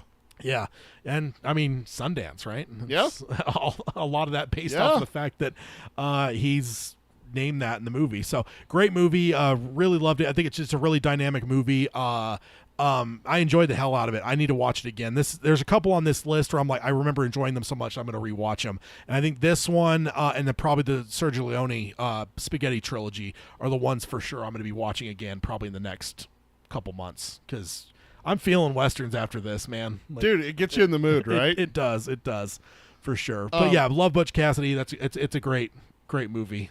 Robert Redford, Yeah. and who's the other one? You're putting me on the spot now. Redford's always one I remember because the Utah connection.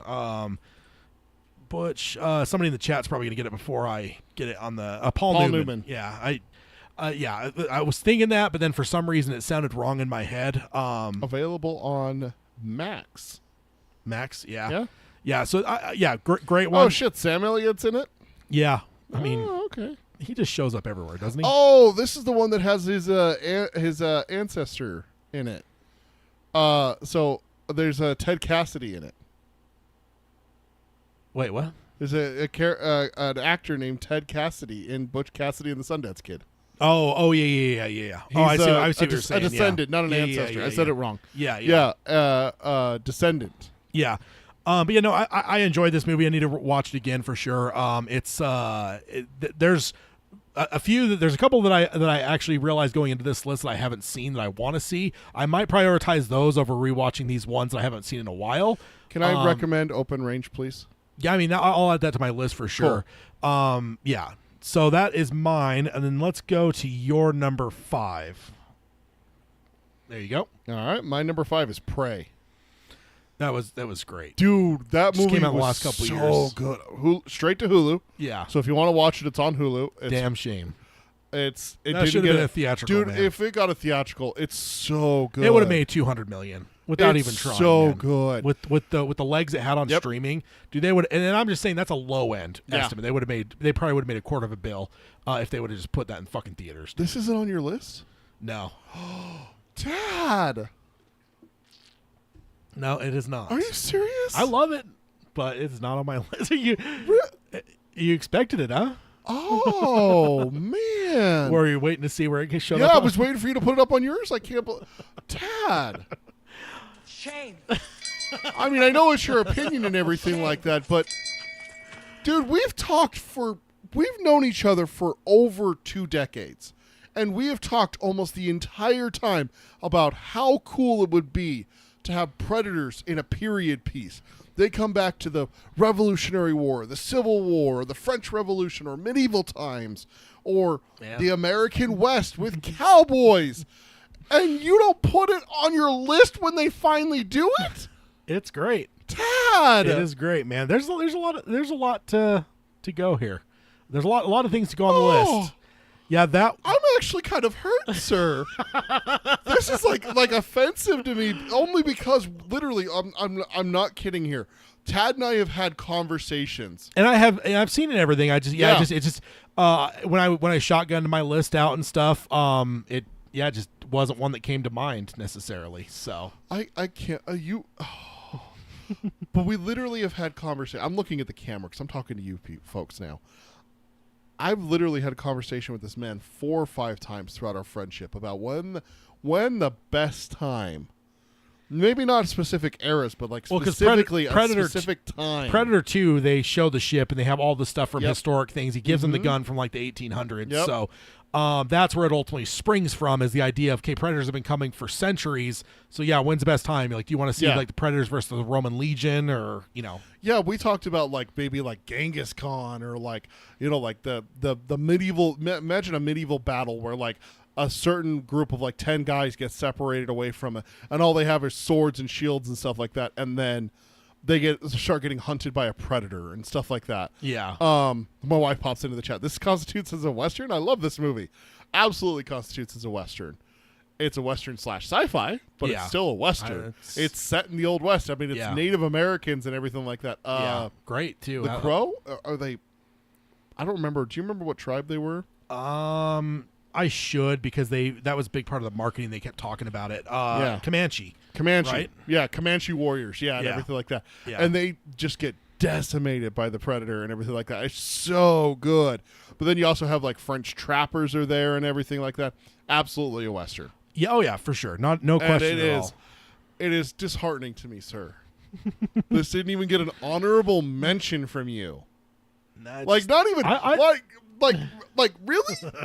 Buster Scruggs gets an honorable mention, but not Prey. It would have been on the list, man. Man. It would have been on the list. As a matter of fact, if you're done haranguing me now, Go on. I'll go ahead and fill in the blanks here because my number 5, and it'll pop up on yours too, another Coen Brothers Western, True Grit from 2010. Yeah, 2010. So yeah, I remember when this was first announced, I poo-pooed it at first because I'm like, It's another remake. how the fuck do you do a remake, and how do you remake a John Wayne movie? Because like, who's gonna fill in that role?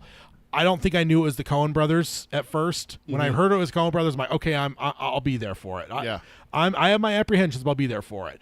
Then they cast the dude to replace the Duke, and I'm like, I'm fucking there. Jeff Bridges. Jeff motherfucking Bridges. We didn't say it. True Grit is my number 2. Okay, yeah. Oh, yeah. I did pull it up on the screen, but yeah, I didn't call it out. Yeah, so. for anyone listening to the audio, yeah. Tad has it at number 4. I have it at number 2. Yeah, and Mike says he's going to add Prey to his watch list, but doesn't have Hulu, so it might be a while. Definitely add it to your list. When you do get Hulu, make that top of your list because it is incredible. We're getting behind on Mike's list. Number 6 yeah. for him was 310 to Yuma, the 2007 one. Didn't see the 1957 one. He puts that as a note. And then number 5 was Bone Tomahawk. That's a good one. Yeah. That is a good one. Yeah, I actually didn't know 310 to Yuma was an older version. Yeah, it's a remake. I didn't know that. Yeah. Interesting. But yeah, True Grit. I can't go too far without saying Haley Steinfeld should have had an Oscar for this movie. One of the biggest snubs in Oscar history. Still to this day it is. Yeah, like this is, if you're going to ask me about Oscar snubs, this is going to be the first one that I come up with every single time. Toni Collette for Hereditary is probably number 2. But Haley, just as a little girl, I think she was probably 14 or so when this movie was made. Going up against some of the best actors in Hollywood, acting for two of the greatest directors in cinema in our modern era. If it's easily something that a lesser actor could have just been swallowed by and brushed away in a tidal wave, and she didn't. Not only did she just hold her own, but I feel like she fucking stole the movie, man. Dude, absolutely stole the movie. She was the main like driver of the movie, and it's such an incredible movie. Jeff Bridges, the dude, did an incredible job. Everyone, Matt Damon, everyone did an incredible job. Josh Brolin. What does the Matt Damon's character always say? Is it adios? Adios. Yeah. I love the fact that we don't see Josh Brolin until like the very, very end of the movie. Yeah. It's that elusive, we got to get the guy that killed her father. We got to get, and we don't see him for so long in the movie until the very end. Yeah. And then you see him and it's like, this is it. This is the guy. Yeah. Like, God, what? And then also Domhnall Gleeson was in this as well as The Revenant. Gosh, he's in everything, I didn't isn't realize he? he was in this too. Yeah. True Grit's available on Amazon Prime, by the way. Yeah, it's such a good movie. Just top to, honestly, the Coen brothers have never made a bad movie. To be honest, You don't think so? Oh no, they're incredible. And I think this movie is high up on the list of some of my favorite movies of theirs.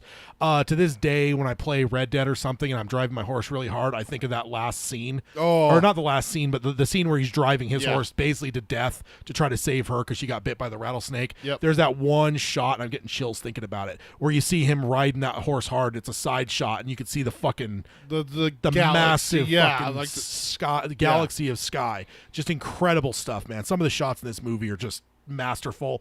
And also the line, how many men have you shot or killed? Shot or killed. It's one of my favorite stuff.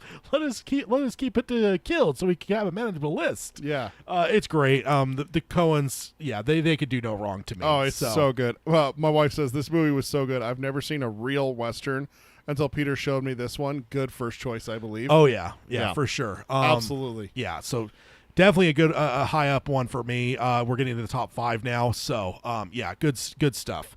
Number 4 for Josh, and then we'll do my number 4. Yeah. Number 4 for Josh is The Outlaw, Josie Wales. Wales. Yeah. Josie Wales. I've never heard of this one. Oh yeah. Never heard of this movie. That's Clint Eastwood, isn't it? Oh, is it really? I think so. Let me pull it up here.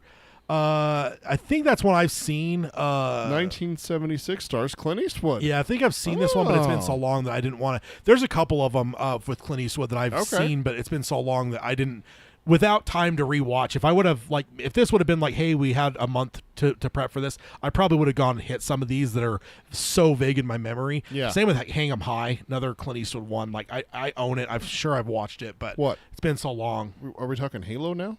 What are you talking about? And then Carol says I'll also watch and find Bone Tomahawk. Oh, Bone Tomahawk was so good. But yeah, that's good. I mean, yeah, Clint Eastwood, Western, can't really go wrong. Yeah. All right, so where are we at now? Number 4 for me. Number 4 for you. Yeah, because we already did mine. So number 4 for you. Mine again was True. The Good, Bad, and the Ugly was my number 4. So this is another one. Your number 4 was one that I may have made my list, dude. I obsessed over this movie as a kid. This movie was so fucking good. It's Maverick, starring Mel Mel Gibson. Gibson. Yeah, Jodie Foster. Jodie Foster and what's the one? The other guy? Stacy Keach, isn't it? No. The real James Gardner. Or James Garner. That's James the real, Gardner. That's Yeah. the real Maverick. Yeah, because he's This is a comedy western. I'm actually ashamed that I've never showed my wife this. She would dig the hell out of this movie. But this has one of the greatest inside jokes, poking fun at itself in all of films, is when Mel Gibson's in a bank that happens to get robbed. It's robbed by Danny Glover, and he like pulls down the band down, and he's like, "Do I know you?" And it's like, because they just didn't finish doing like Lethal Weapon 4 like a year before, or maybe Lethal Weapon 3. I can't remember the timing of it, but they obviously know each other because they've done 3 Lethal Weapon movies at least. And then the film is just about trying to get onto a riverboat to do a poker tournament and everything. You know what I just realized? Yeah. I mean, I didn't know because I watched this a shitload as a kid on VHS. You know who directed this movie? Who? Richard Donner. Did he really? Superman Richard Donner? Yes. Oh shit, look at that. Good Lord. This one is not available anywhere for streaming. You have to rent it. I'm to going be to able be. I'm going to be buying this. I need to buy. I need to buy this movie. Jesus This movie Christ! is- I didn't know Richard Donner did Lethal Weapon too. Yeah, Crazy. just the first one. No, he did 2, 3, Maverick. Did an episode of Tales from the Crypt. That's pretty 4. He did all. He of did them. Lethal Weapon 4. Yeah. he did all 4 of them. Jesus Christ! Didn't know that. Yeah. Yeah, Uh, dude, I love Lethal Weapon 2, so I love Mel Gibson from that. And then just to have that little cameo by Danny Glover, like that. And then Jodie Foster is she's so amazing in this movie. She's incredible. She's incredible in everything. It's just a Western comedy. And the end when she robs them when they're I in the know, tub, yeah. it's so great. As a kid, it pissed me off, but as an adult, I can look Yeah. back and go, "That's great." Oh, it's so funny. It's one of those ones that like the very first time I watched it, I was like, "What is this? This isn't a Western. This isn't Maverick. Like Maverick's like Top Gun. Like where's Yeah. my?" And then I realized I'm like, "Oh, it's one of those movies." And, I just fell and in at love the with end, it. James Garner ends up being his dad. Yeah, because exactly. he was the Maverick in the show. Yeah, So there's that. Graham Greene, also incredible. Yes. Legend. Isn't he the one that's playing the native and is like selling to Yes, shoot the guy? yes. Too Like- much tobacco. yes, you want to shoot him. He's old, and he's like, "Look here, try my bow. Obviously, you want to do it the old way, the Indian way, Yeah. like, and that's what they say in the film. Not calm down." But then it's like he's like, "Here, try it." He like tries it. It's like too tight, so it Oh, smacks him. So he dude. can't shoot it right. I haven't watched this movie since I was like a kid. Alfred Molina's in it.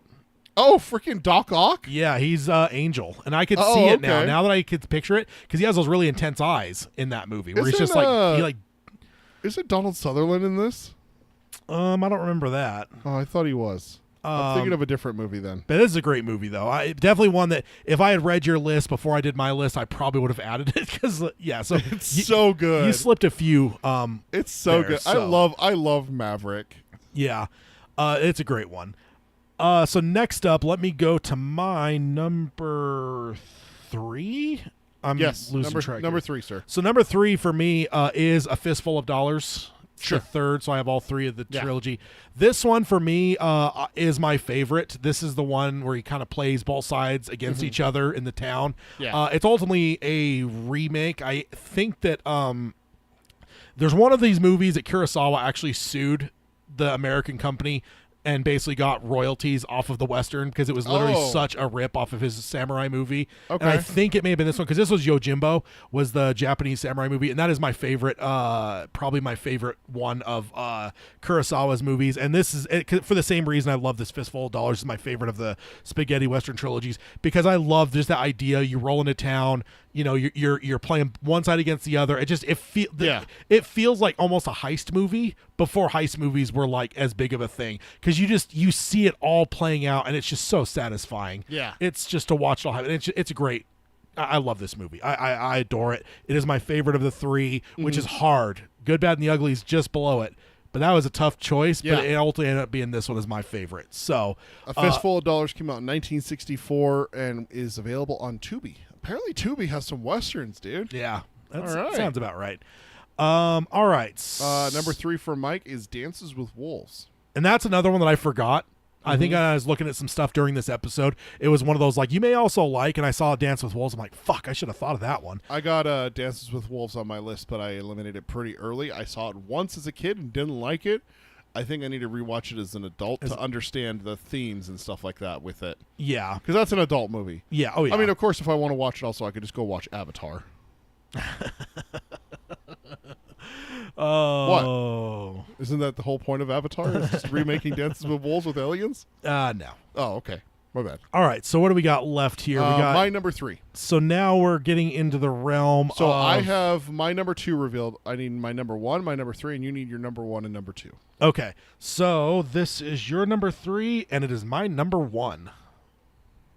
Unforgiven. Unforgiven. Okay. This movie might be higher. It might even be my number 1. This hands it down, it is number 1 for me. It wasn't even a question. When I first did my shotgun list, which I think I've told the story I usually do, is I'll list as many things as I can, and then I'll figure out not in order. Not in order. Then I figure out the ranking. But this one, like when I pulled up my thing, did that 1 through 10, I put Unforgiven number 1, and then I shotgun the rest of the list because I just knew this is number 1. This is an incredible movie. I remember it being incredible. I remember it having 2 incredible scenes that stick out in my brain. The first time we see Which ones? The first time we see the bar, and when they get Morgan Freeman. Not the first time we see the bar, but when they get Morgan Freeman and put him in the bar and everything like that. Out front. Yeah, out front. Yeah. And then when Clint Eastwood comes. Like, So there are very few movies that I look at as basically perfect, and this is one of them. Okay.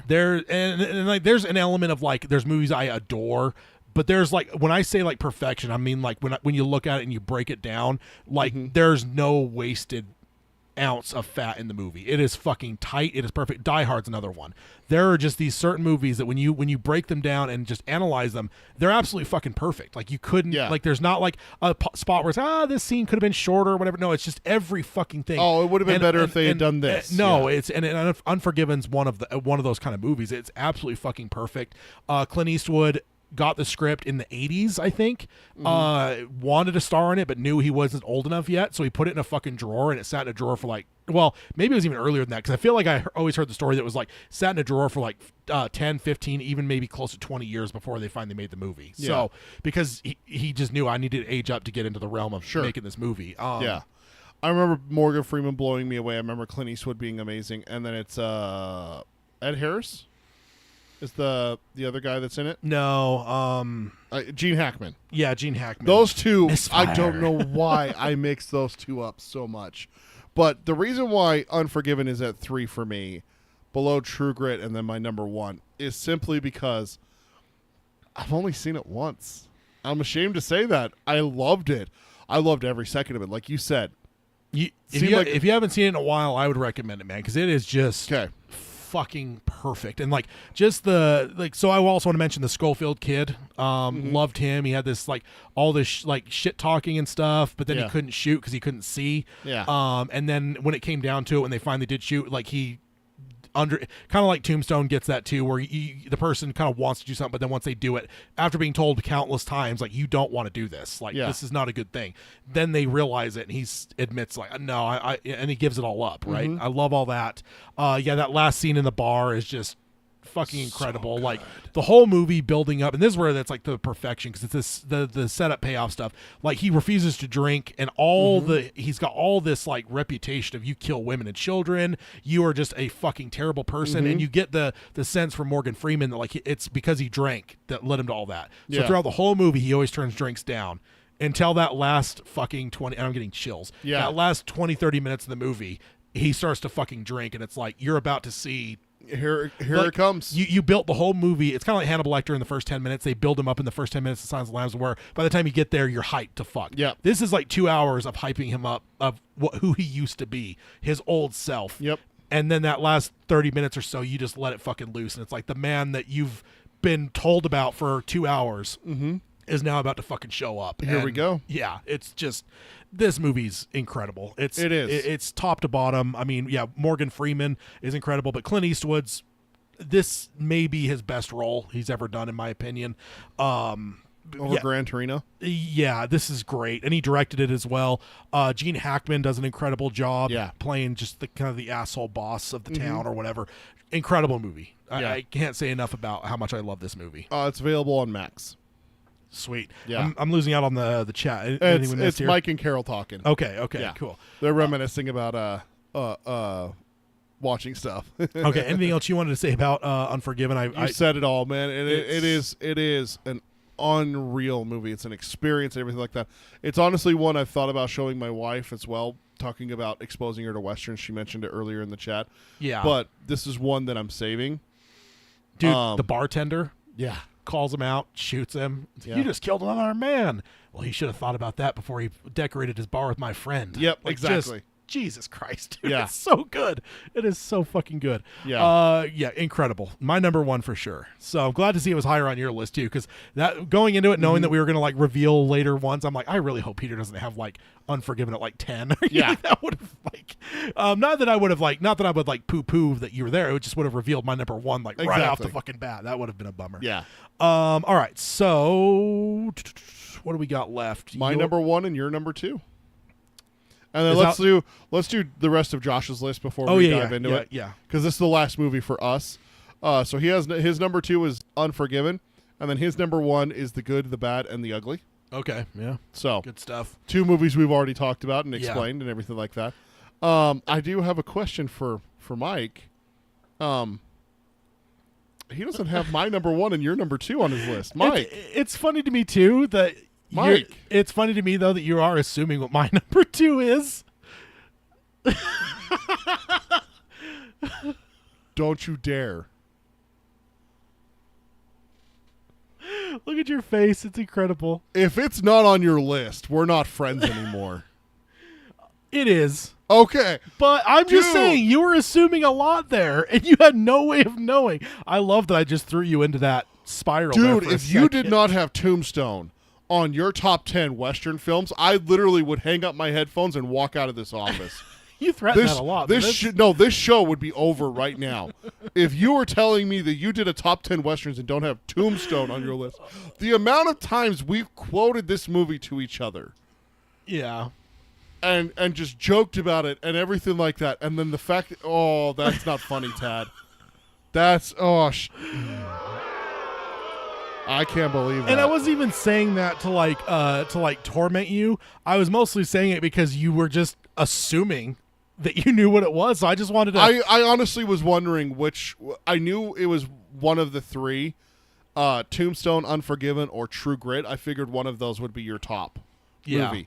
And so when I saw that number two was empty and my number one's empty and it's Tombstone, and I'm like, okay, it's got to be Tombstone. But dude, you can't do that to me. My heart, man. I was after you snubbing Prey, you can't. So where do we want to start, dude? On this I one? mean, I'm your Huckleberry. So Val Kilmer. I mean, dude, Val Kilmer's performance as Doc Holliday is one of the greatest performances of the '90s. And that's saying a lot for the 90s, my dude. Yeah. There is a ton of performances in the 90s, but Val Kilmer's performance as Doc Holliday Yeah. is out of this world. Yeah. But the thing is that I would say, though, is it's really hard for me to just say, like, because Val Kilmer is hard to deny. Mm-hmm. But when you look at Kurt Russell, Sam Elliott, Bill fucking Paxton, Powers Booth, and Michael Biehn, like just those top ones there, they all do. And there's some other people that do some great stuff too. But just those six, it's so hard to like even say like crowning an MVP for the movie. Like it's probably going to go to Val Kilmer, but it shouldn't be an easy question for me because I mean, yeah, they all have different roles to play. I mean, Bill Paxton isn't as much of a hard ass as the rest of them, but like Bill Paxton's one of the fucking best actors of my childhood. I love Bill Paxton. Yeah. Sam Elliott's fucking Sam Elliott, of course, and just Powers Booth and Michael Biehn are in those bad villain roles are incredible. And they just play it so well. Sam Elliott is fucking Sam Elliott. I mean, for God's sakes, the man is just made to play a Western dude. Yeah. Not to mention, we also have what's his name? Stephen Lang, Ike Clanton. And I hate Ike so much. You got Billy Bob Thornton in it too. Billy Bob Thornton, Michael Roker. Yeah. He's a big role. We also have a descendant of Wyatt Earp in a smaller role in the movie as well. He plays one of the cowboys. Yep, indeed. Yeah. Such a good movie. Ike Clanton. Do you think that he at least enters the realm of Mrs. Carmody? In terms like he maybe doesn't do as much, but he is so fucking slimy. I hate him so much. The fact that we don't get closure and we don't get he closure just takes the on sash off and just rides away. I would have still shot him. I mean, I don't care if you take your sash off, man. The whole thing is that if you're wearing a sash, I kill you. If you're not a cowboy, then fine. And then all the shit talking he does at those different points. Yeah, it's just he is insufferable. You ain't nothing, law dog. Yeah, law doesn't go around here. Law dog. Mike says best scene is Kurt Russell. No, and then just starts mowing him down. Yeah. In the creek or the river or whatever you want to call it. Yeah, and that's where he kills old Curly Bill. Everything. This top to bottom, the cast is incredible. The setting, it's shot really well. They did a really good job of doing investigations because they wanted it to be as real as possible, as close to reality. So they're like, for instance, the fact that the Earp brothers don't necessarily look like heroes in this movie. Yeah. There's very gray hat to everyone. I don't think there is like defined good and bad people in this movie. I think because it's all about reality. So it's just like there's some shit the Earps did that fucking called a lot of this shit on themselves, and like the Cowboys are the cow. Like it just I love that about it because every other movie probably that's ever been made about like Tombstone and the OK Corral is just white hat, black hat. The Earps are the good guys, the Cowboys are the bad guys, and like that was it. It's just yeah, I love that this one actually drove for the reality of it. They went into like newspapers, archives, like everything. They went to the town to investigate as much as they could to bring it out. The two claims they've always said is there's not a single fake facial hair, blade of hair that's a mustache or a beard that's fake, and then there's no lightning that is fake. Is the claims.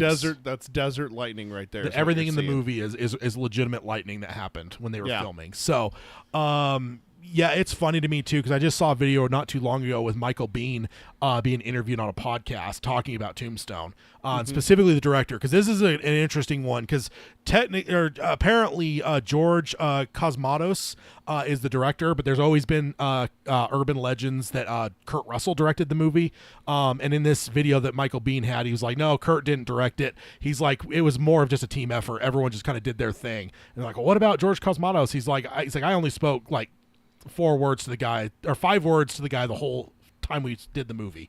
He's like, I watched him when he first got it because they had an original director. They fired him. They changed a shitload of stuff. They threw out every bit of film that they had done up to that point. New director came in. They started over. And he said that he was like, watched him from afar. He's like, I started to realize like if you were like someone, he'd treat you and kiss up to you. But then all the lower people, he would just shit on these people. He's like, I saw that, knew it. He's like, so the first time he came up to me, he said something like, I can't remember the full thing, but basically fuck off. And he's like, those are the only words I spoke to him the whole movie. Just fuck off, get away from me, or something like that. Yeah. And like, dude, That's the only words that one of the leads of the fucking movies talk to the Yeah. director. So it's an interesting movie behind the scenes. I think that it's almost like one of those. I'd love to see a movie about how this movie was made, like Hitchcock did with Psycho, Yeah. because like nobody knows No. the truth of it, but there's been tidbits that have come out, Yeah. which is incredible because this movie came out so fucking well that it was kind of seemed like it was a little bit dysfunctional. But yeah, such an incredible movie. I love the only reason I haven't upgraded this from DVD is because the extended cut also love that, because like Michael Roker's largely cut out of the movie. I Yeah. mean, he's got small roles in the theatrical, but hardly at all. You don't actually see him go back to the Cowboys and stuff like that, and where he gets killed. You only just see his body dropped off and stuff. And you have So, no idea who it is because his body's all disfigured and everything like that. Yeah. I missed that the first time watching the theatrical. I'm like, okay, who'd they kill? Like, Yeah. I don't know who that is. Yeah. A couple things to catch up on in the chat. Mike says, "I got you now, Doc, you son of a bitch." To which Doc You're gleefully retorted, "You're a daisy if you do." See, you can just quote this movie. You Oh, can't yeah. fuck with me and say it's not on your list. Barbara Procizza. Procizza. All the time Tad says that to me. And I'm like, hey, you want me to go do this? Hey, Procizza. And then we started a game we weren't able to finish. Play for Blood, remember? I was just fooling. I wasn't. Just It's got one of the coldest lines ever. I don't know how no one Kurt. No. Michael Biehn. I don't Oh. know. I don't know how you let that go. Smells like someone died. Smells like someone died. I don't know how you let that go as one of the Earps or Yeah. the wife of the man who was murdered. Yeah. You know, I don't know how you let that go. Yeah. Do you smell that? Smells like someone died. I thought you were gonna go with you gonna do something or stand there and bleed. Stand there and bleed. What, Johnny Tyler? I forgot you it's- were there. You may go now. It's infinitely quotable. It's so good. And it's a great movie because, like, again, I love that it takes some reality. So, OK Corral's so fucking like mythologized, Yeah. that to get anything close to what the reality was is it make this movie's worth its weight in gold. If nothing else, then for that it kind of takes out the whole element of the Earps are just these white hat good guys that Yeah. had nothing but virtuous fucking thoughts and whatever. And no, they weren't. They were fuckers that were done with law enforcement. They wanted to go and Make money and steal it from the town. yeah, and milk as fuck- much as they could out of everything. Fuck and- everyone that's getting hurt in the town. You know, we don't care. Yeah. And everything like that. One of the things that I love about the movie is the realism. I was talking about it earlier with Open Range. Dude, the OK Corral, there's probably like 40 or 50 shots shot, and there's like 5 hits throughout the whole fight. Yeah. That's indicative of an actual fight. They show gunfights at the beginning of the film. Yeah. You see a guy running from like 6 people shooting, Yeah. and he doesn't get hit till he's like 10 feet away. Yeah. Nowadays, you think like, you're like, oh, someone's running and he's going to get killed. It's bop, one Yeah. shot and he's dead. Yeah. But the realism of, dude, those guns weren't that accurate.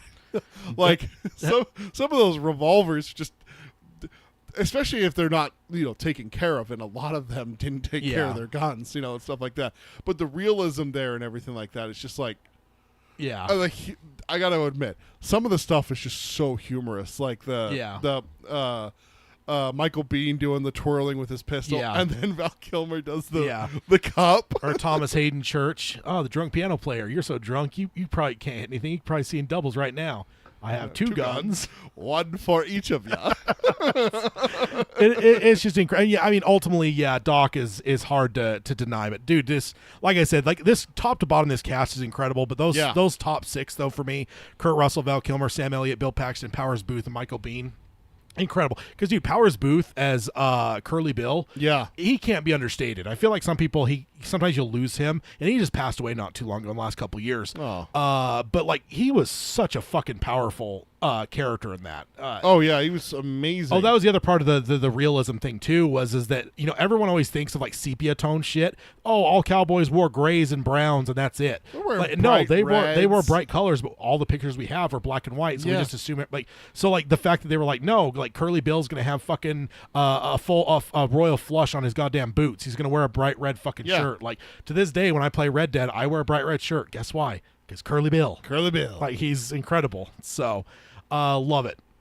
One of the only things that I know that doesn't really translate from history is Curly Bill was innocent in the killing of the marshal. Oh, he didn't actually do it? Well, he did, but it was legitimately an accident. And Oh, really? you know how that's known? How? When it came up for trial, Marshall was still alive, and he testified that it was an accident. Really? So the movie portrays it. I've always thought the movie portrayed it like he shot him on purpose, but after learning that and watching it, I don't think it's even portrayed that he did it on purpose. It's like he just jerks his hand and pulls the trigger. Yeah, on it could have been an accident. And also, the Marshal was a younger guy. He was in his 20s or 30s. Like, he wasn't an old man. But, he actually lived long enough to testify that Curly Bill was fine. It was an accident. He wasn't trying to kill me.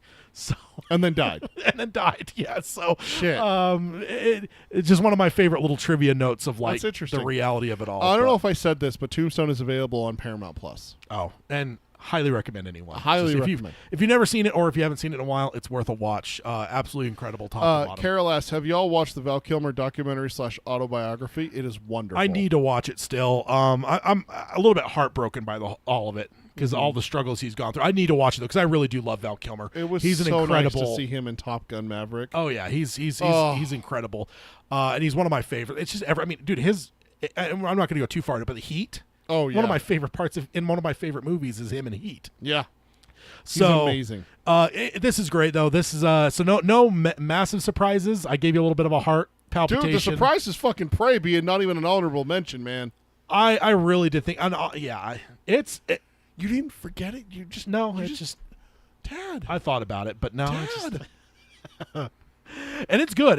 Like honestly, if I could have made this a little bit of a bigger list, and honestly, if I were to reevaluate, because again, Buster Scruggs, even I thought it was for some reason it was in my head that it was a show, so I just skipped it. I'm like, God, I wish I could mention this, and I thought about even doing an honor mention. Oh, well, this TV show, and then in the middle of this conversation, I was like, I should mention the TV show Buster Scruggs. I'm like, wait a minute. How long was it? It was only a couple hours. That was a fucking movie. It's like in the middle of doing this, I was doing that calculation in my head. So unfortunately, I missed that. But yeah, Prey, it is good. But dude, there's a lot of fucking good westerns, and I think that's, if nothing else, that's what I wanted to do with this. Is one, I love movies, so a lot of stuff you're going to see from me is probably going to be movies, topic wise. But two, I think westerns don't get as much love as other genres, but they are just as fucking good as almost anything, man. They're great. I'll never buy into the idea that westerns are dead. I think if you have the right kind of story or everything behind it is good, people are gonna fucking watch it, man. They want to. If it's a good, people fucking love all the TV shows that are westerns. Like the idea that westerns are dead is fucking dumb. Like it's some of the worst shit I hear at times. There was a really good western that came out in just the last year or so. I can't remember what it was, but it did really well too. We were both. I was talking to you about it. I'm like, it's good to see it doing good in the box office because we're always worried about that in horror movies. Yeah. Oh, and Mike mentions Jim Morrison in The Doors. With Val Kilmer, incredible movie as well. I'm a big fan of The Doors. Tad's mentioned it a couple times. Buster Scruggs is available on Netflix. Yes, Buster Scruggs on Netflix. Highly recommend that one. It's a great one, even outside the couple memes that most of you've all probably seen. I don't even know what you're talking about. You've seen the meme. The what's his name from 11/22/63 with the noose first time? Oh, that's from Buster Scruggs? Yeah. Oh. It's great. Like I said, I won't say Pulp Fiction-y because I don't think all the different stories tie together, but there's multiple short stories that are told throughout them, and it's great, dude. There's a couple of them that are just absolutely incredible, and it just feels almost like it's an overflow of the cup of True Grit. Like they did True Grit, and they spent almost 5 or 6, 7 years just probably going, I'd love to do another little small western thing. It feels like King, right? King, he always talks about how he sees short stories where it's he'll have an idea, but it's just not enough for a novel, so he'll eventually just put it off as a short story. Yeah. I feel like Buster Scruggs is that, where it's just there isn't a full movie. This is the overflow. There isn't a full movie of arcs, but there's all these small things that's would be really fun to tapestry of western stuff, and I think they just put it out that way, and it's great. Okay. And you can't go wrong with the Coens. They're always great. Let's see. Carol says I watched that in theaters. Probably the Doors. Yeah. So Val Kilmer, it's hard to argue against him. He's probably the MVP of the movie, right? Yeah.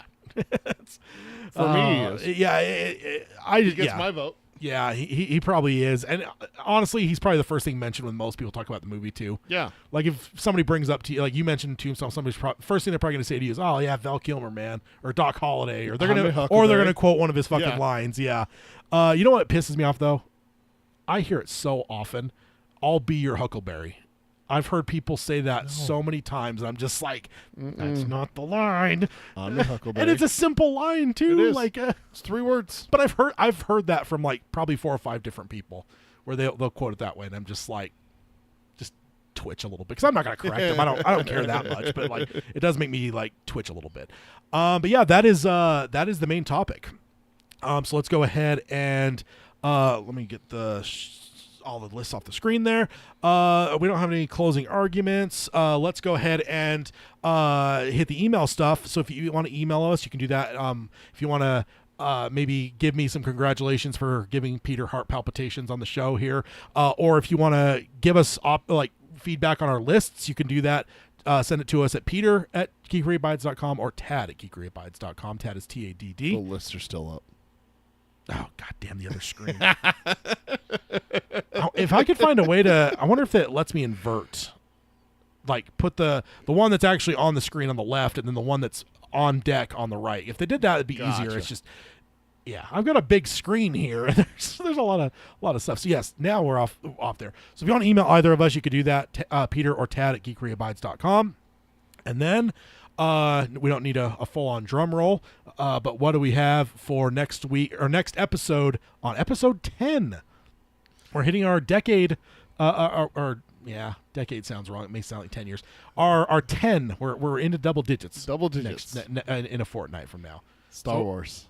All right. It's about time we talk Star about Star Wars Wars. original trilogy. You mentioned it just a couple days ago. You're like, hey, you got to pick a topic for the next show. episode. Yeah. And I'm like, oh yeah, I do. And I'm like, oh man, I gotta go look at the list. And you're like, you know what's funny is that we're almost to 10 and we haven't talked about Star Wars. And I went, what? Not properly. I mean, it's been mentioned. It's been mentioned, but we have not Certainly. had a main topic be about Star Wars. Yeah. And I went, you know what? That's it. I put my foot down. The debate was whether or not we're just going to do A New Hope or the original trilogy. I think we're going to do the. Do it. Thank you. We're going to do the original trilogy. So episode 4, 5, and 6, A New Hope, Empire Strikes Back, and Return of the Jedi. I mean, Revenge of the Jedi. I mean, Return of the Jedi. I'm down. I didn't necessarily say that trying to like poison the well and like Yeah. make you pick Star Wars, but it was just shocking to me that like in the whole time Yep. we've been friends, if I would have told you we were going to do a podcast and it was a geek podcast Yep. and we'd go 10 episodes without doing Star Wars, there's no way you would have believed me. So it's true though. We will not hit 10 without doing Star Wars. So Yep. good on you. Good on you Yes. there. We have to talk Star Wars.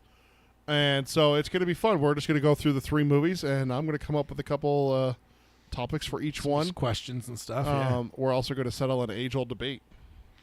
And then Carol says, "Glad to be back. I'm 3 hours behind now, so don't have to make excuses that I'm busy all day to join in." Oh yeah, that is. Yeah, it's like Hawaii is 3 hours behind. it's so weird. Yeah. Yeah.